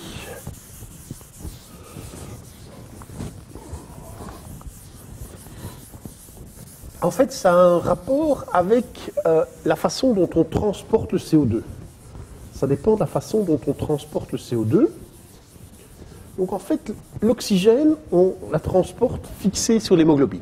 Donc on fixe l'oxygène sur une protéine qui est dans l'érythrocyte, qu'on appelle l'hémoglobine, et à peu près l'entièreté de l'oxygène qu'on transporte dans le sang, on la transporte comme ça. Le CO2, c'est pas du tout comme ça qu'on le transporte. Donc le CO2, on ne le transporte pas fixé au même endroit sur l'hémoglobine. On en fixe un tout petit peu sur l'hémoglobine, mais à un autre endroit. Et l'essentiel du CO2, on le transporte en fait en le combinant avec de l'eau. Donc on fait CO2 plus de l'eau. Ça se passe dans le globule rouge aussi, parce qu'il faut une enzyme que l'on appelle l'anhydrase carbonique. Et cette anhydrase carbonique, elle permet de combiner le CO2 et l'eau et de faire de l'acide carbonique, donc H2CO3. C'est un acide. Donc un acide, ça se dissocie. Ça fait H+, plus HCO3-. Et donc, ça permet, ça c'est le système qu'on fait au niveau périphérique. Et donc, quand on se trouve au niveau des poumons, on fait la réaction dans le sens inverse. On a du CO2 et le CO2 part. Alors, ce qui se passe à l'exercice, et pas nécessairement pour des histoires de lactate, pour en parler aussi, mais c'est que le muscle, à l'exercice intense, va produire des protons. Et donc, ça va induire une acidose dans le muscle. Et ce proton va sortir du muscle et on va le retrouver dans le sang. Et ça va acidifier un peu le sang, tout petit peu. Ça va acidifier le sang. Et donc, ça, c'est une base de chimie très simple. C'est que si on augmente la concentration en protons, si la concentration en protons vient augmenter, donc ça c'est l'acidose, la concentration en protons, eh bien on va déplacer le système vers la droite. Donc le système va être déplacé vers la droite, et donc on va augmenter le CO2. Et ça va nous embêter beaucoup. Ça va nous embêter beaucoup. Et donc que va-t-on faire? Eh bien ce CO2, on va dire, je le rejette. Et donc le CO2, on va le rejeter, on va l'expirer. Et donc, à un moment donné, ce que l'on va voir, c'est que la consommation, le rejet de CO2 va être supérieur, le rejet de CO2 va être supérieur à la consommation d'oxygène, parce qu'on va rejeter une grande quantité de CO2. Et pourquoi rejette-t-on une grande quantité de CO2? Pour consommer des protons. Parce qu'en fait, ce système va consommer le proton. Donc, le système de réaction, ici, si on le déplace dans ce sens-là, il va consommer le proton. Et si on consomme le proton, on va diminuer l'acidose. Et en fait, rejeter le CO2, c'est le meilleur système que nous ayons dans le corps pour tamponner l'acidose. Dans le sang. C'est le meilleur système dans le sang pour tamponner l'acidose. Vous pouvez l'expérimenter maintenant, hein, c'est très facile. Si vous commencez à hyperventiler, la ventilation, on peut la contrôler. Il y a quelques instants, vous ne pensiez sans doute pas que vous contrôliez votre ventilation. Mais maintenant, vous pouvez dire, ah oui, c'est vrai, cette ventilation, je peux la contrôler. Donc la ventilation, elle est sous contrôle involontaire, et puis à un certain moment, sous contrôle volontaire. Donc si vous prenez contrôle de votre respiration et que vous hyperventilez pendant 2 minutes, vous allez un peu avoir la tête qui tourne. Pourquoi allez-vous à la tête qui tourne? Parce que vous allez rejeter de grandes quantités de CO2. Et donc, vous allez consommer des protons. Et donc, votre pH, le pH du sang, c'est à peu près 7,4, 7,45, eh bien, il va augmenter un peu. Il va devenir plus alcalin, plus basique. Il va arriver à 7,5, 7,6. Et donc, ça va vous donner un petit étourdissement. Et dès que vous allez revenir à une ventilation normale, ça va se rétablir. En fait, c'est l'inverse de ce qui se passe pendant l'exercice. À l'exercice, vous rejetez beaucoup de CO2 pour consommer les protons que votre muscle aura produits et aura transférés dans le sang. Ça va? Oui, oui, mais je veux dire, il ne faut pas s'en occuper. Hein. Ça se fait tout seul. Ça se fait tout seul. Ce dont il faut s'occuper, c'est que ces hautes ventilations demandent un effort au niveau des muscles de la ventilation, et ces muscles peuvent se fatiguer comme tous les muscles. Et donc, il faut en tenir compte. Il faut les entraîner chez des athlètes qui ont de hautes ventilations pendant longtemps. Donc, encore une fois, je pense que c'est toujours la même chose. Il ne faut pas faire tout chez tous les athlètes. Il faut bien analyser le sport. Donc, typiquement, chez le joueur de football, je ne pense pas. Parce que ce que je connais du foot, c'est qu'on ne va jamais courir 1500 mètres à la suite. On ne va même jamais courir 1000 mètres à la suite. On va courir, quand on court 60 mètres à la suite, on a déjà couru beaucoup, à haute intensité, je veux dire. Donc je ne pense pas honnêtement que chez les joueurs de football ce soit le plus utile, mais typiquement chez les coureurs de demi-fond, ça c'est très très très utile. Hein. Les rameurs par exemple, les gens qui font de l'aviron, très très utile aussi. Parce que eux, c'est des exercices de 7 minutes à peu près, donc c'est des exercices avec de très très haute ventilation. Autre question? Non. Oui. Par rapport au test de VO2 max, ça donne un certain niveau qui peut nous montrer pour faire appel le travail de récupération au niveau vitesse, au niveau fréquence cardiaque, qu'on peut savoir chaque personne différente. Dans quelle mesure on sait travailler la récupération? Oui. Oui, tout à fait. Mais pas uniquement la récupération. Hein. Vous pouvez utiliser, souvent sur le terrain, on ne va pas utiliser la VO2 max. Parce que la VO2 max, c'est un peu compliqué à mesurer. Je dis, par rapport au test, oui, tout à fait. On commence à avoir des mesures pour travailler la récupération. Tout à fait. Et même l'intensité de l'exercice. Donc, souvent, ce que l'on fait, c'est qu'on mesure la VO2 max, et donc, en même temps, on a ce qu'on appelle la vitesse maximale aérobie, on a la puissance maximale aérobie. Et donc, souvent, pendant l'entraînement, on va pouvoir programmer des intensités d'exercice, et je vais vous en parler beaucoup, c'est de dire, voilà, on fait l'exercice à 80% de VO2 max, ça veut dire 80% de vitesse maximale aérobie, etc., etc. Donc, on va effectivement pouvoir utiliser cette VO2 max comme un critère. Est-ce que l'athlète s'est amélioré? Est-ce que sa capacité d'endurance s'est améliorée? Mais on peut aussi utiliser ça pour programmer et individualiser à la fois les entraînements et, comme vous dites, la récupération aussi. Donc, c'est un très très bon outil pour calibrer l'intensité de l'exercice, évidemment à partir du moment où on parle d'entraînement physique. Hein. Alors, on fait les exercices de récupération dans des sports collectifs comme le football, et on les fait tous ensemble. Oui. Et pas pour tous non. La même chose. Il faudrait essayer de ne pas faire tous ensemble. Et quand vous avez parlé des marathoniens qui vont à l'entraînement en vélo, ils font l'entraînement et ils rentrent à la maison en vélo, on peut travailler aussi un déclassage en vélo en rentrant à la maison. Oui. Et même si on est dans des mesures qui sont des procès de récupération, oui. grâce au test, ça aide aussi à améliorer encore la condition physique, la condition de base, ou ces récupérations seulement? Non, la récupération ne va pas vous aider très bien. C'est pas vraiment ça. Donc, je vais vous montrer par la suite, surtout pour les joueurs de foot, que ce qui est très important, c'est l'exercice de très haute intensité. Donc, le joueur de foot, typiquement, c'est un sport intermittent. Et donc, je dis souvent, arrêtez d'emmener vos joueurs de foot courir dans le bois. Parce que si vous allez l'amener courir dans le bois, en fait, je vais revenir avec mes facteurs de transcription, là. Ce que vous allez faire, c'est... Donc, si vous faites des sorties avec vos joueurs de foot, de longue durée et de faible intensité, ce qui va se passer, c'est qu'ils vont devenir plus endurants. C'est un fait. Mais le but, c'est pas de les faire courir un marathon. Le but, c'est qu'ils jouent au football. Et donc, ils vont devenir plus endurants, mais quand la balle va passer à 5 mètres et qu'il faut aller vers la balle, eh bien, ils vont plus aller. Donc, le problème d'être plus endurant, et ça, c'est toute la difficulté dans les sports. Bon, tennis, c'est la même chose. Hein. Tennis, c'est un sport explosif. Il faut être très, très, très rapide. Mais le problème, c'est que le match peut durer 5 heures. Et donc, il faut quand même avoir une certaine capacité d'endurance pour pouvoir maintenir des exercices très explosifs pendant 5 heures et pouvoir, entre chaque balle, récupérer. Et c'est exactement le même problème chez le joueur de football, sauf le gardien de but, hein. Je ne parle pas du gardien de but.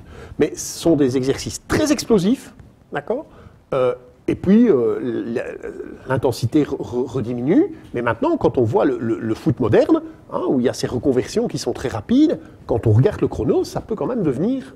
il y a 20 ans, ce n'était pas la même chose. Hein. Et tout dépend le niveau dans lequel on joue. Mais de temps en temps, il faut pouvoir faire un exercice très, très important, et puis faire la conversion quand même à relativement haute vitesse. Et donc, ça veut dire qu'il faut effectivement une bonne capacité d'endurance. Je ne pense pas que, et c'était un peu le but, mais je pense que j'y arriverai pas aujourd'hui, mais c'est pas grave, on essaiera de reprogrammer une séance. Je ne suis pas encore à la moitié.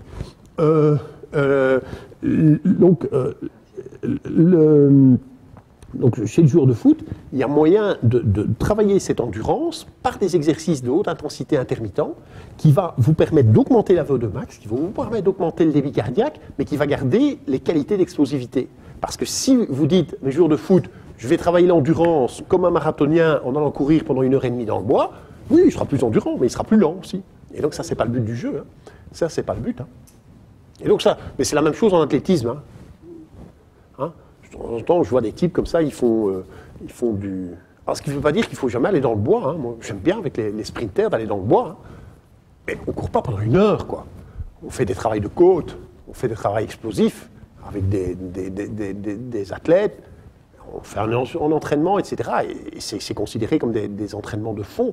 Mais on ne va pas courir 1 heure sans s'arrêter, parce que si on court 1 heure sans s'arrêter, ce qu'on va faire, c'est les ralentir. Ça va être le but, enfin, la conséquence néfaste. Alors, bon, tout dépend du sport. Le marathonien, il va le faire, le triathlète, il va le faire, bien sûr, mais pas le joueur de tennis, certainement pas...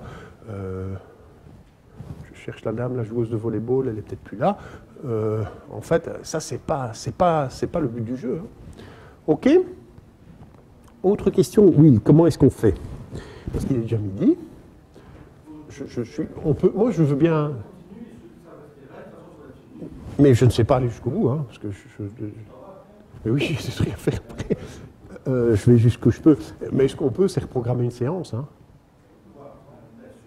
L'agenda, le mien aussi. Oui. Mais sinon, on peut refaire... à la limite, en soirée, on ne sait pas faire un truc en soirée? C'est très compliqué. D'accord. Je vais jusqu'où je peux.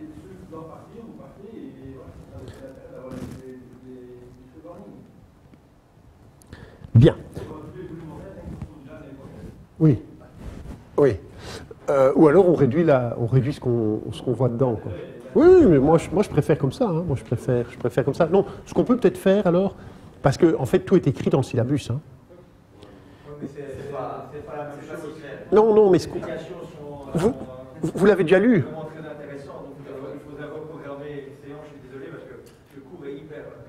Non. Oui, ce qu'on peut faire pour l'année prochaine, c'est ce qu'on appelle les cours inversés. C'est-à-dire qu'on se met d'accord qu'ils aient lu avant de venir. Moi, je ne prépare rien, c'est beaucoup plus facile, et je réponds aux questions. Parce qu'en fait, c'est ça. On avance. On avance. Mais on reprogrammera, on trouvera bien quelque chose. On reprogrammera, mais c'est vrai que j'ai un agenda qui est chaud. Demain, ouais, ça va être dur demain. Les matchs sont remis, donc c'est bon. Les matchs sont remis. Ouais. Oui, mais ce que j'aime bien, moi, c'est les questions. Je trouve que c'est ce qui est le plus intéressant. C'est les questions. C'est les questions. Donc, on va essayer de trouver... tu as les adresses e-mail de tout le monde? Parce que ce qu'on peut faire, alors, c'est un doodle. Non? Non, mais juste les gens présents, quoi. on avance. Ok. Alors, donc, comment améliorer la VO2 max? Comment améliorer la VO2 max? Mais le problème, c'est si vous avez affaire... Enfin, le problème, c'est pas un problème. Il faut distinguer deux choses. C'est des gens peu entraînés, voire des sédentaires. Alors là, je peux aller vite, parce qu'en fait, les sédentaires, les gens qui n'ont jamais fait beaucoup de sport, qui sont peu entraînés, en fait, vous les agitez un peu, et ils vont toujours s'améliorer. Sauf quelques exceptions, mais en général, ils vont s'améliorer. Et donc, les gens qui sont relativement peu entraînés, eh bien, vous pouvez améliorer la VO2 max en faisant des exercices modérés. Donc, typiquement, vous avez un type qui décide de faire du vélo, il fait du cyclotourisme, il va rouler à vélo à intensité modérée. Donc, intensité modérée, par exemple, 75%, 60, 70, 75% de VO2 max. Il va rouler quelques heures. Ici, par exemple, c'est une expérience dans laquelle on les a fait rouler 3 à 5 fois par semaine, pendant 3 à 6 semaines, 1 heure à 65-70% de VO2 max. Donc, ce n'est pas très faible comme intensité d'exercice. Ce n'est pas une intensité d'exercice très élevée, c'est une intensité d'exercice moyenne. Donc, généralement, quand quelqu'un dit « je vais faire un jogging », et qui commence à courir spontanément, sans trop contrôler son intensité, il se met aux alentours de 65-70% de VO2 max de manière spontanée. Qu'est-ce qu'on peut voir? Ici, vous avez l'adaptation de la fréquence cardiaque en fonction de la consommation d'oxygène. Donc, c'était le graphique que j'avais fait là tout à l'heure. Vous voyez qu'il y a un déplacement vers la droite pour les raisons que l'on a expliquées tout à l'heure. Et en fait, ici, on s'amène à autre chose. Une des adaptations qui va être importante, et qui est importante aussi chez les athlètes de plus haut niveau, c'est l'adaptation sur le volume sanguin. Ça, c'est quelque chose que je n'ai pas encore évoqué.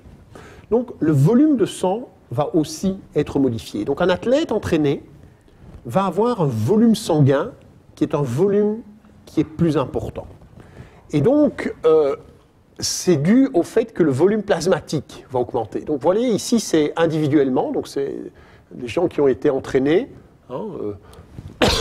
Et vous voyez, ici, on a individu par individu, ici, c'est la moyenne, avant, après. Donc, vous voyez que le volume de plasma augmente, et le volume de sang va aussi avoir tendance à augmenter. Alors, c'est une bonne nouvelle. C'est une bonne nouvelle, c'est une adaptation qui est positive, parce que ça aide à avoir un grand débit cardiaque. Donc, si le volume de sang est plus grand, on peut comprendre intuitivement que le débit cardiaque va être plus important. Ça a néanmoins, je dirais, un inconvénient qui est purement technique.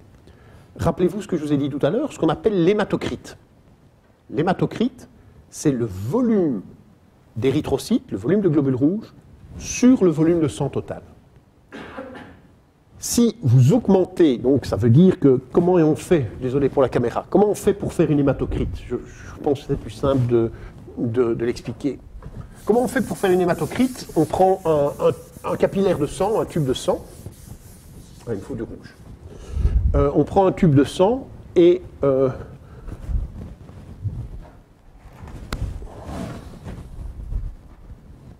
jaune. Ouais, voilà. Donc on prend un tube de sang.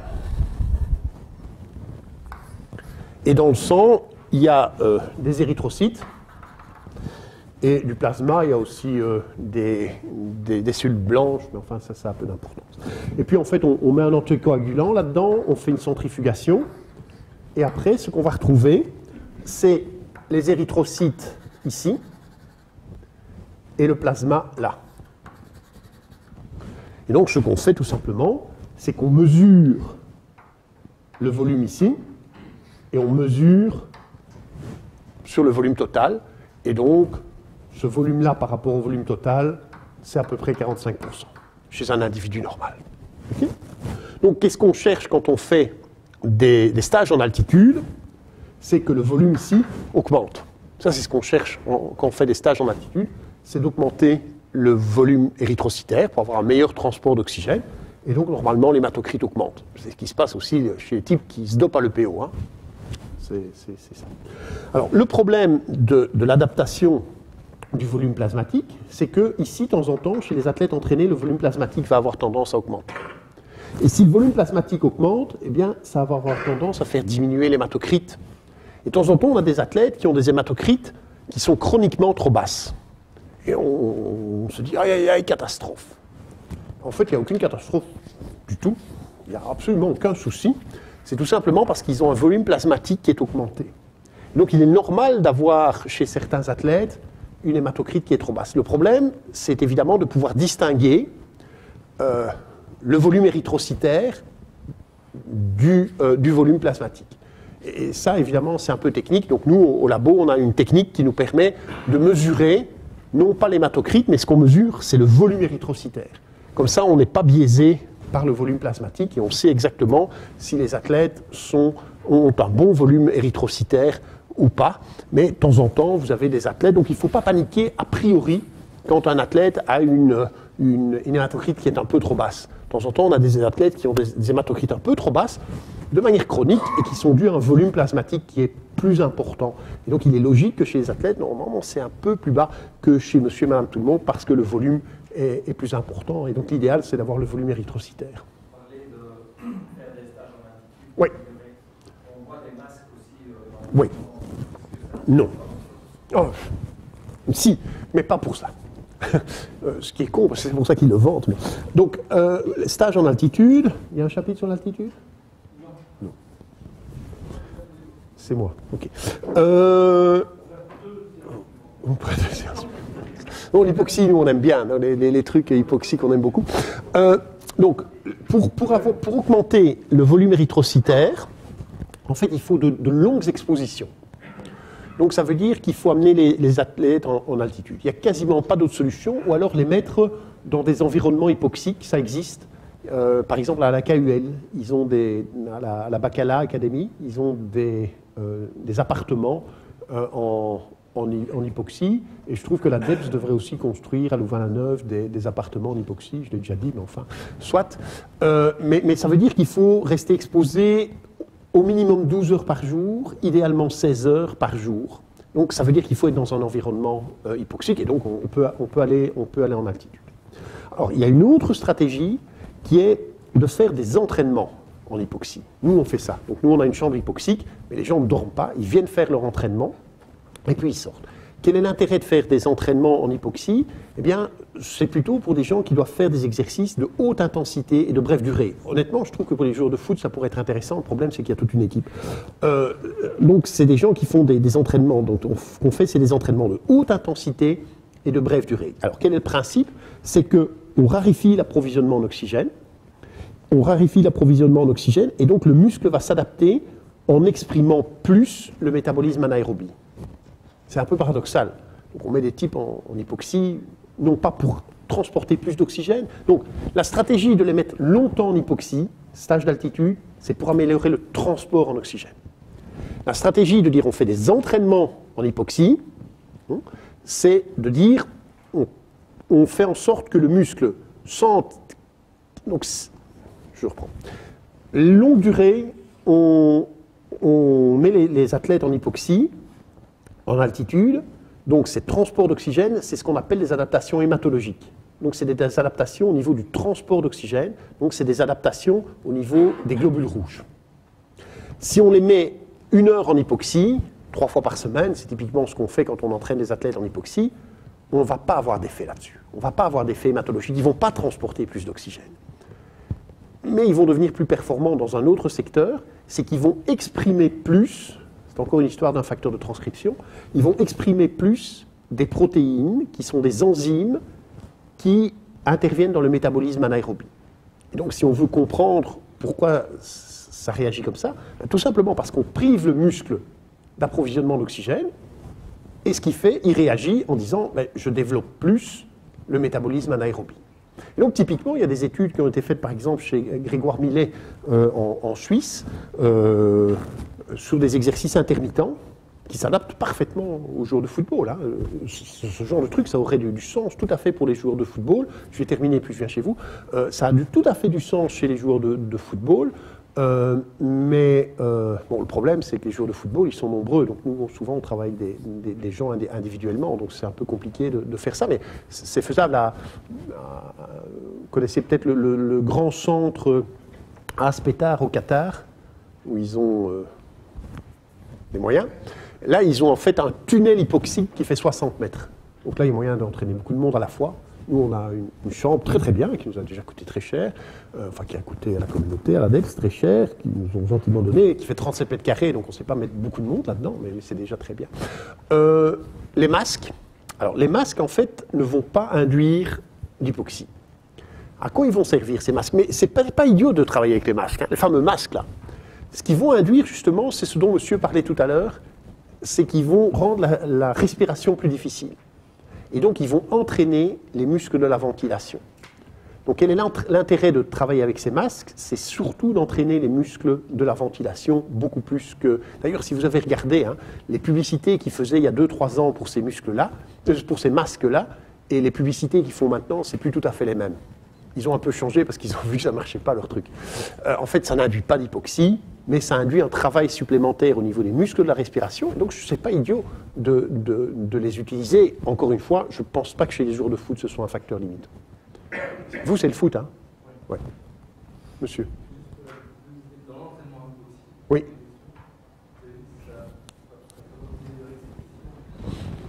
Oui. Oui, j'ai ça à la fin de ma présentation, en fait, mais on n'y arrivera pas aujourd'hui.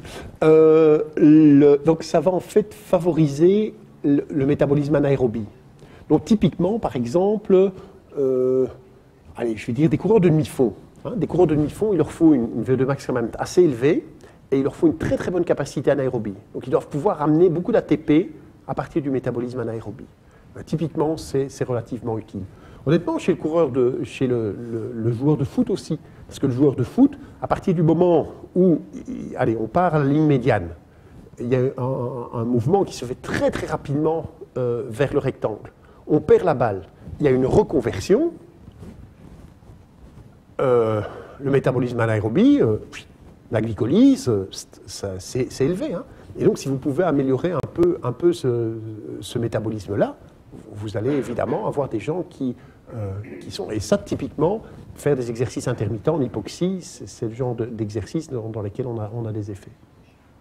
Mais donc, c'est un peu paradoxal de dire qu'on fait de l'hypoxie chez des gens pour améliorer le métabolisme anaérobie. Hein. D'habitude, on dit, ah oui, c'est pour amener plus d'oxygène. En fait, pour amener plus d'oxygène, il faut les mettre en altitude pendant de longues durées. Ça, c'est la règle. OK? Bon, on va quand même continuer. Les personnes qui habitent en altitude, oui. quand il vient au niveau de la terre. Ah, ça, c'est la bonne question. Parce que, allez, nous, on a eu l'occasion de jouer là-bas. Oui. Et on s'est rassemblés de jouer contre l'équipe nationale allemande. Et quand on l'a pris chez nous en Argentine, ils ne savaient pas bouger. C'est-à-dire, vous avez fait quoi? Expliquez un peu. On a joué là-bas, ouais. En Bolivie. Voilà, à La Paz, oui. Et c'était très fort, l'autre équipe. Et vous êtes resté combien de temps? Non, on est arrivé 1h30 avant le match. Oui, c'est une bonne idée. On a joué, on est parti tout de suite après. Oui, c'est une bonne idée. Et une semaine après, on a joué chez nous. Oui. En Argentine. Oui. C'était pas bon, hein? C'était trois divisions de moins. C'était incroyable la différence de niveau entre là-bas et chez nous. Ah oui, ça je suis bien d'accord. Ah oui, oui, je comprends ce que vous voulez dire.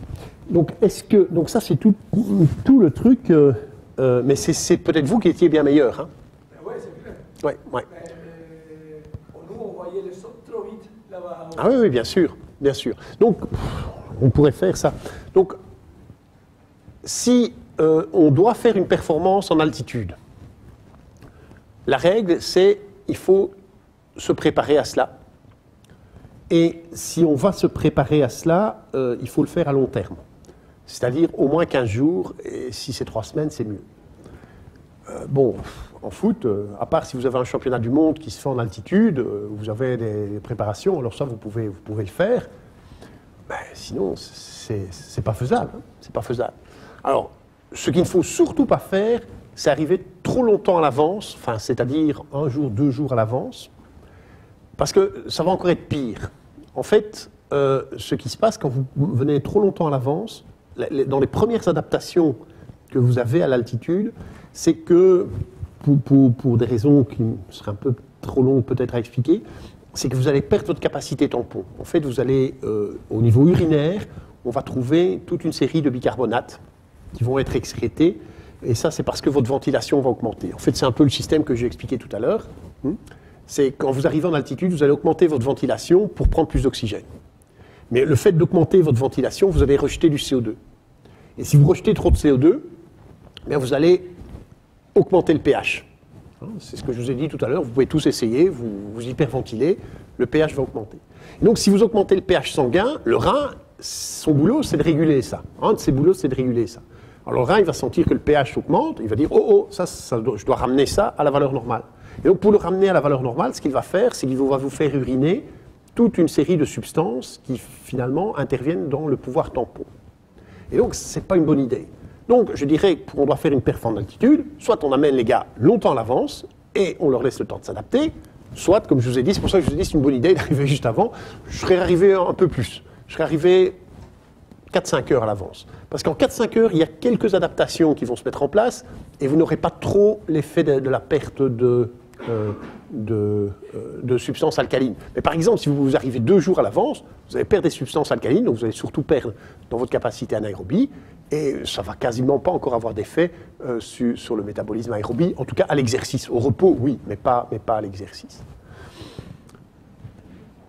Ok, alors la question, oui c'est ça, la question c'est est-ce que si on envoie des gens en altitude, quand ils reviennent au niveau de la mer, est-ce qu'ils sont plus performants? Alors il y a deux types de réponses. D'abord, il faut savoir que comme dans tout, il y a des gens qui sont répondeurs à l'altitude, il y a des gens qui sont non répondeurs à l'altitude, et il y a des gens qui voient leur performance détériorée par des stages en altitude. Donc si vous devez faire des stages en altitude avec vos athlètes, surtout faites-le de manière très systématique. En fait, il y a quelques systèmes qui essayent de détecter si les gens seront répondeurs ou pas, mais honnêtement, ça ne marche pas encore. Et le meilleur système, c'est au moins d'essayer une fois, mais il faut le faire de manière systématique. Alors le truc, c'est, vous venez au labo, on vous fait une mesure du volume érythrocytaire avant de partir, idéalement 15 jours, 3 semaines avant de partir. Vous faites une épreuve d'effort, vous faites le stage en altitude, 15 jours après le retour d'altitude, on refait une masse érythrocytaire, on refait une épreuve d'effort. Si la masse érythrocytaire a été augmentée, c'est que l'athlète est un répondeur à l'altitude. Si elle n'a pas bougé, c'est pas très grave. Si elle a diminué, surtout n'y retournez jamais. Parce qu'il y a des gens chez qui l'effet est inverse. Et ça, il faut le savoir. Donc pour répondre, tout le monde ne bénéficie pas des intérêts de l'altitude. Et bon, oui, on pourrait essayer de les détecter. Il y a des gens qui essaient de détecter à l'avance ceux qui vont s'adapter. Jusque maintenant, la meilleure solution, c'est on essaye une fois et puis on voit ce que ça donne. Mais il faut essayer de manière très systématique. Mauvais répondeur, je dirais à peu près un tiers. Un tiers? Oui. Non, pas détérioré, pas détérioré. Détérioré, il n'y en a pas beaucoup. Ah ouais, mais qui ne répondent pas, oui, il y en a quand même une série. Oui. Mais détérioré pas beaucoup? Non, très peu. Très peu. Donc, finalement, il n'y a pas beaucoup de risques. Mais si la performance doit être réalisée en altitude, donc typiquement un championnat du monde en altitude, il faut faire le stage en altitude avant de partir. Ça, c'est tout à fait évident. Autre question? Non. Alors, ça reste quelques semaines. Et donc là, c'est l'intérêt des fameuses tentes là, que vous trouvez sur Internet. Sur Internet, vous pouvez trouver ce qu'on appelle des tentes hypoxiques, dans lesquelles les athlètes peuvent dormir. Alors, ces tentes hypoxiques, elles n'ont pas beaucoup d'intérêt pour induire l'adaptation, parce qu'en fait, ils ne restent pas assez longtemps. Il faut rester très longtemps. Mais pour faire en sorte que l'adaptation, disons, rediminue moins vite, alors c'est intéressant. Pour la maintenir, c'est intéressant parce que ce qu'ils vont faire, c'est que dans cette tente hypoxique, ils vont rester 8 heures, 9 heures s'ils dorment longtemps. Donc c'est pas assez pour induire l'adaptation. Alors le problème, si vous utilisez des tentes hypoxiques, c'est le bruit. Donc en fait, vous avez la tente, vous avez un compresseur à côté qui remplace l'oxygène, qui ajoute de l'azote. On ne retire pas l'oxygène, en fait. Ce qu'ils font, c'est que ce système ajoute de l'azote dans l'air, de manière à raréfier l'oxygène qu'il y a dans l'air. Alors, le problème, c'est qu'il fait du boucan, ce truc-là. Et donc, c'est un peu embêtant, parce que vous avez des gars, c'est chouette, on fait des trucs très scientifiques, et puis ils vous disent, mais moi, je ne dors pas, parce que le truc à côté fait du boucan. Donc, ça, on revient à ce que je disais tout à l'heure. Première qualité de la récupération de l'athlète, c'est qu'il dorme bien. Et donc, s'il ne dort pas bien, ou alors vous allez mettre le compresseur un peu plus loin, vous faites un système de tuyaux qui amène l'oxygène dans la tente, mais surtout, ne mettez pas le compresseur à côté du lit du type, parce que sinon le type ne va pas dormir. Ok. Donc ici, ce que l'on a, c'est le fameux volume d'éjection systolique que j'avais écrit là tout à l'heure. Donc ici, on a le volume d'éjection systolique en fonction de l'intensité de l'exercice. Et donc, ce que je vous ai dit tout à l'heure, c'est que ce volume d'éjection systolique, eh bien, il augmente à l'exercice. Il augmente. Mais vous voyez qu'il est plus haut chez l'athlète avant de démarrer et qu'il augmente plus chez l'athlète que chez le sujet non entraîné. Et donc, ça en revient à ce que je vous ai expliqué tout à l'heure au tableau suite à une question, hein, c'est que ce volume d'éjection systolique, en fait, eh bien, il va permettre d'avoir un très haut débit cardiaque. Et avoir un très haut débit cardiaque va permettre d'avoir une haute consommation maximale d'oxygène. Alors ça, c'est une assez vieille étude, mais que j'aime beaucoup, où en fait, parce qu'elle explique bien les choses, en fait, ils ont utilisé des étudiants. Et ils ont comparé des étudiants à des athlètes olympiques. Et les étudiants, évidemment, les athlètes olympiques, ils les ont mesurés une fois, hein, on est déjà bien content. Par contre, les étudiants, eh bien, ils les ont mesurés dans 3 conditions. Première condition, c'était les conditions contrôle. Deuxième condition, c'était le tout début de cela, c'est ce qu'on appelle un bed rest. Alors, bed rest, on utilise ça très très peu en sport, mais par contre, les gens qui font des recherches spatiales utilisent ça beaucoup. C'est un très très bon système pour simuler la pesanteur. Et donc, on met les types couchés. En fait, maintenant, on les met même couchés avec les pieds 6 degrés plus haut que la tête. Ils restent comme ça pendant quelques semaines. Ça simule très très bien ce que l'on a en apesanteur. Et donc, on peut comprendre que quand on se trouve en apesanteur, eh bien, en fait, c'est un très très beau phénomène de désentraînement. D'ailleurs, maintenant, ça va, je commence à me fatiguer. Pas dans la navette, puisque la navette n'existe plus, mais dans la station, il y a vraiment une salle de sport. Hein. Ils ont des trucs. Oui, ils ont vraiment. Donc maintenant, ça commence à bien marcher. Mais enfin, ça, c'était des vieilles études. Donc on fait ce qu'on appelle un bed rest. Donc c'est en fait un protocole expérimental où on laisse le type dans son lit, quoi. En fait, c'est ça. Et donc c'est un phénomène de désentraînement. C'est désentraînement. Et puis ici, il y a un phénomène d'entraînement. Et donc ils ont mesuré tout un tas de trucs. Des trucs qu'on ne mesure plus maintenant, donc ça je vais les passer, et entre autres la consommation maximale d'oxygène. Donc allons-y, commençons par la première ligne, la consommation maximale d'oxygène.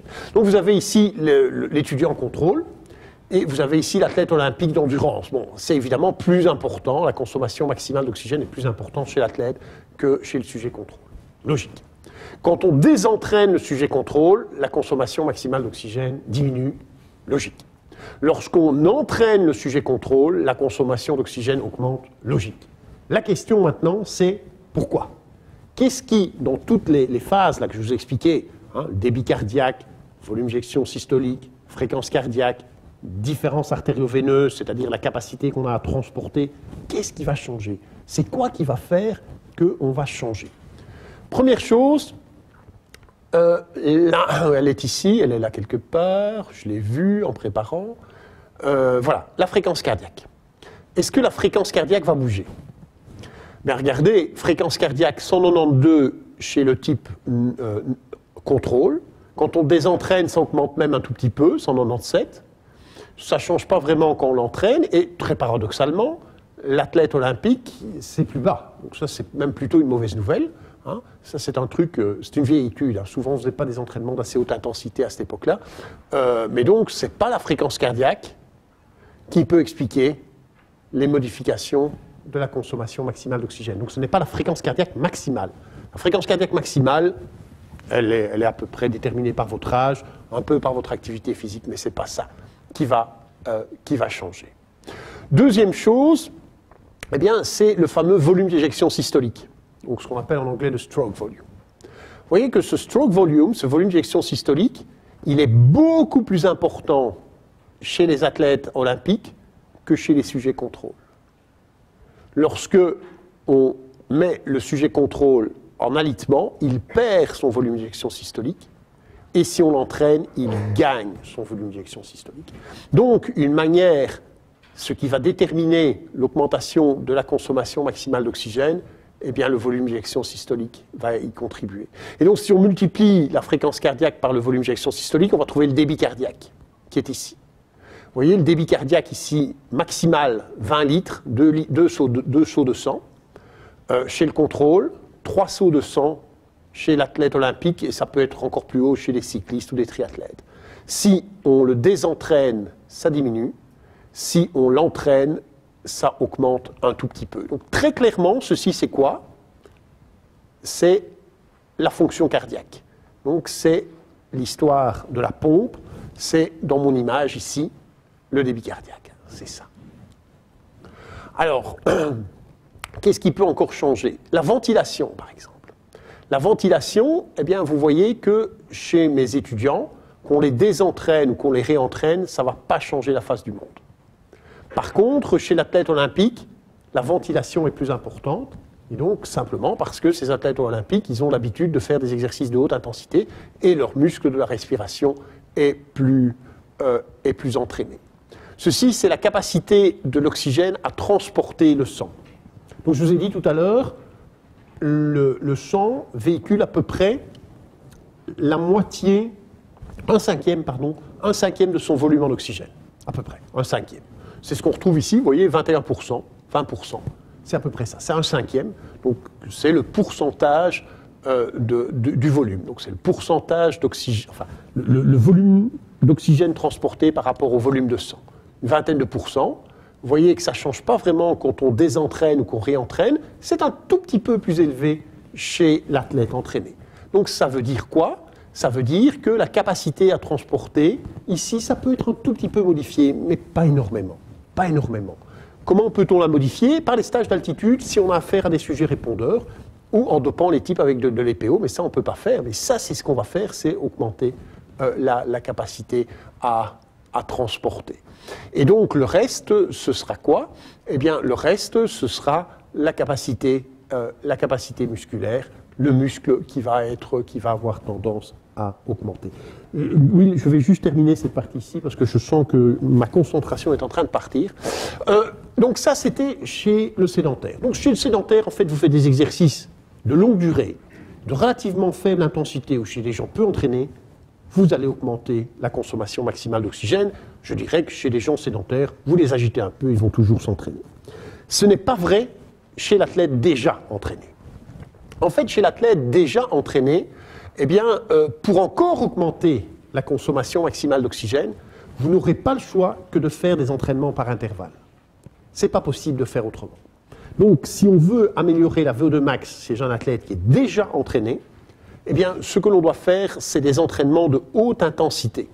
Certainement 80 à 85% de VO2 max, par exemple 1 ou 2 fois par semaine pendant 3 à 6 semaines, que vous pouvez évidemment combiner avec d'autres entraînements de plus faible intensité. Mais il faut au moins faire 2 entraînements de haute intensité par semaine avec des intervalles à 80-85% de VO2 max.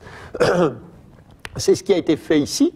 Donc on voit ici des entraînements en intervalle et des entraînements de haute intensité continue, mais c'est surtout la haute intensité qui est importante, où on voit une augmentation de VO2 max, on voit une augmentation du débit cardiaque plus quand on fait de l'intervalle que quand on fait du continu. On voit la différence artério-veineuse qui a tendance à augmenter. La différence artério-veineuse, ça va donner quoi? Ça va donner la capacité du muscle à utiliser cet oxygène. Et ce qui est le plus important pour les entraîneurs, c'est ce qu'on appelle the time to exhaustion.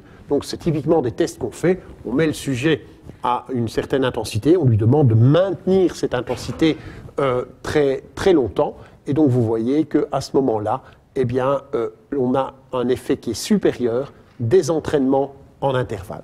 Donc les entraînements en intervalle, ça va surtout aider les athlètes à pouvoir maintenir, j'ai eu une question à ce sujet, je ne sais plus de qui, tout à l'heure, à maintenir cette VO2 max plus longtemps. Parce que c'est bien d'avoir une VO2 max importante, mais si vous pouvez la maintenir très longtemps, en tout cas dans toute une série de sports, c'est quelque chose qui est intéressant et vous allez obtenir ça beaucoup plus par des entraînements en intervalle. Ceci, ce n'est pas chez des athlètes de haut niveau, c'est chez des obèses. Mais c'est de temps en temps intéressant. Et même chez les obèses, ici, on a fait des entraînements de faible intensité, ici des entraînements de haute intensité. Et donc on a mesuré la VO2 max, et donc vous voyez qu'ici il n'y a quasiment pas de changement, et ici on a très clairement un changement. Ce qu'on leur a fait faire, c'est un exercice de pédalage dans lequel ils devaient dépenser 500 kilocalories. On leur demandait de le faire le plus vite possible. Ils s'améliorent avec un entraînement de faible intensité, mais ils s'améliorent plus avec un entraînement de haute intensité. Et ici, ce sont les résultats individuels des sujets. Ici, vous avez donc la différence de consommation maximale d'oxygène. Ça veut dire qu'ici, il y a plutôt une perte. Là, il y a une augmentation. Et là, l'augmentation est plus importante. Vous avez ici les sujets avec la haute intensité. Vous voyez que les sujets avec la haute intensité sont ici. Mais de temps en temps, on a un sujet avec la basse intensité qui peut être un bon répondeur. Alors, ces entraînements, et c'est ça que je voulais vous dire à l'avance, au début, c'est que ces entraînements de haute intensité en intervalle, eh bien, ils vont être intéressants, bien sûr, pour améliorer la VO2 max, mais en fait, il n'y a pas que ça. Ils peuvent aussi influencer, par exemple, l'utilisation de certains substrats. Donc, finalement, il ne faut pas croire qu'un exercice va modifier un paramètre physiologique. Ça, c'est une version très simpliste des choses. Un exercice peut modifier une série de paramètres physiologiques. Je vous écoute.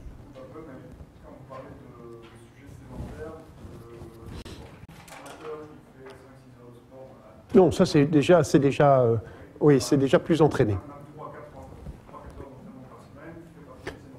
Non, en fait, assez rapidement, hein, pour augmenter la VO2 max, il faut faire des exercices de haute intensité. C'est à ça que je vais arriver tout à l'heure, en vous disant, chez les sportifs de haut niveau, hein, en fait, on ne sait plus améliorer la VO2 max.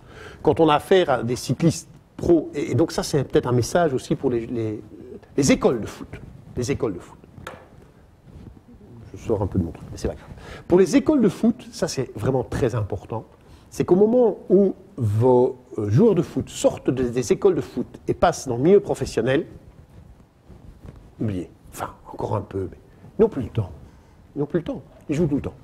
Et donc vous avez quelques semaines avant la reprise, et puis bon, vous n'allez pas faire ce genre d'exercice, ou très peu ce genre d'exercice. Donc il y a un bon moment, c'est quand le type est blessé. Parce que quand le type est blessé, vous devez le réathlétiser, alors vous avez du temps pour refaire du physique. Mais sinon, vous avez très peu de temps pour faire du physique. Ce que vous savez faire, c'est simplement favoriser la récupération et faire en sorte qu'il ne se désentraîne pas. C'est ça le truc. Pendant la saison, un jour de foot, il faut faire en sorte qu'il ne se désentraîne pas. Mais vous avez très très peu de temps pour le réentraîner, sauf s'il se blesse. À ce moment-là, vous avez quelques semaines pour le réentraîner avant de le mettre. Et donc, toute l'importance des écoles de foot, parce qu'au moment où ils arrivent au niveau professionnel, ils devraient avoir cette base. Et bon, ça commence à aller dans les bonnes écoles de foot. Vous voyez que les types, quand ils arrivent, ils ont une condition physique d'enfer. Mais dans les moins bonnes écoles de foot, ils savent jouer au foot, mais le physique est de temps en temps un peu déficient, et c'est souvent ce qui fait la différence à très haut niveau. Et donc, j'ai répondu à votre question ? Oui. J'ai traité le dernier module, on parle effectivement de la programmation et de comment la programmation. Ouais. Alors, donc, le même type d'entraînement, donc des entraînements de haute intensité, eh bien, vont aussi réguler l'oxydation des substrats. Donc vous voyez, pour une même intensité d'exercice, eh bien, on va avoir moins d'hydrates de carbone utilisés, plus de graisse utilisée. Quel est l'intérêt de cela ? Donc ça, c'est pour une même intensité d'exercice. Quel est l'intérêt d'utiliser moins d'hydrates de carbone et plus de graisse ? C'est que si on fait l'exercice maximal, d'accord, eh bien, on pourra utiliser, on a plus de réserves en fait, hein, on préserve plus les réserves en hydrates de carbone. Ces mêmes exercices vont également avoir un effet sur les enzymes dont je vous ai parlé. Donc les enzymes qui vont permettre la consommation d'oxygène. Alors je vais devenir un peu technique. Ça, c'est ce qu'on appelle la citrate synthase. La citrate synthase, c'est en fait une enzyme que l'on trouve dans la mitochondrie, au niveau de la matrice mitochondriale. Alors on peut la mesurer en mesurant l'activité ou en mesurant la présence de la protéine par Western blot. C'est pas tout à fait la même chose, mais vous voyez que ça augmente. Ici, c'est ce qu'on appelle les cytochromes ou les cytochromes oxydases. Donc ça, c'est ce qu'on appelle la chaîne respiratoire. Donc c'est en fait le système qui va consommer l'oxygène. Donc vous voyez que ce genre d'exercice va augmenter au niveau du muscle la capacité du muscle à consommer l'oxygène. Donc, les entraînements de haute intensité en intervalle vont modifier le débit cardiaque, c'est ce que je vous ai montré. Sur le transport d'oxygène, honnêtement, il va y avoir peu d'effets. Il va y avoir des effets au niveau du muscle de deux façons. Une façon qui n'est pas évoquée ici, c'est de d'augmenter la vascularisation. Donc ça, c'est un effet important. C'est que lorsque vous prenez une biopsie musculaire chez un athlète, vous faites une coupe, et on peut s'amuser, c'est un peu chiant à faire, mais c'est faisable. On compte le nombre de capillaires qu'il y a sur une certaine surface, et on compte le nombre de fibres qu'il y a sur la même surface. Et on fait le rapport du nombre de fibres sur le nombre de capillaires. Alors, les capillaires, donc, c'est ce qui amène le sang. Chez un individu qui est peu entraîné, on va avoir à peu près 2-3 capillaires par fibre. Donc, si on fait le rapport nombre de capillaires sur nombre de fibres, 2 ou 3 capillaires par fibre chez le sujet non entraîné, plutôt 4-5 capillaires par fibre chez l'athlète entraîné. Quel est l'intérêt d'avoir plus de capillaires? C'est évident, on peut amener plus de sang et on va donc amener plus d'oxygène. Ce qui compte surtout, c'est la distance de diffusion. En fait, l'oxygène va vouloir faire moins de distance pour diffuser vers la mitochondrie. Et donc, si la distance de diffusion est plus faible, à ce moment-là, l'oxygénation va être plus faible. Et ça, c'est bien une adaptation que l'on va avoir au niveau du muscle. C'est pas que le muscle, c'est pas la capacité du muscle à utiliser l'oxygène, mais c'est la capacité du muscle à diffuser cet oxygène. Et donc, ces entraînements en intervalle, eh bien, ils vont permettre aux muscles d'avoir une meilleure capacité de diffusion, donc une meilleure capillarisation, et ça va également augmenter la capacité enzymatique de ce muscle, et donc ça va lui permettre de consommer plus d'oxygène. Et donc, ces entraînements en intervalle, ils auront un grand intérêt, c'est qu'ils n'auront pas l'effet, entre guillemets, néfaste, délétère, souvent chez beaucoup de sportifs, qui est de transformer les fibres de type 2, qui sont les fibres rapides et puissantes, en fibres de type 1, qui sont effectivement plus endurantes, mais beaucoup moins puissantes et beaucoup plus lentes. Et donc, dans beaucoup de sports, finalement, utiliser des entraînements par intervalle, de haute intensité, mais ce qui compte, c'est la haute intensité, des entraînements de haute intensité par intervalle, est bien plus intelligent que de faire de longues sorties à faible intensité, parce que, d'une part, ces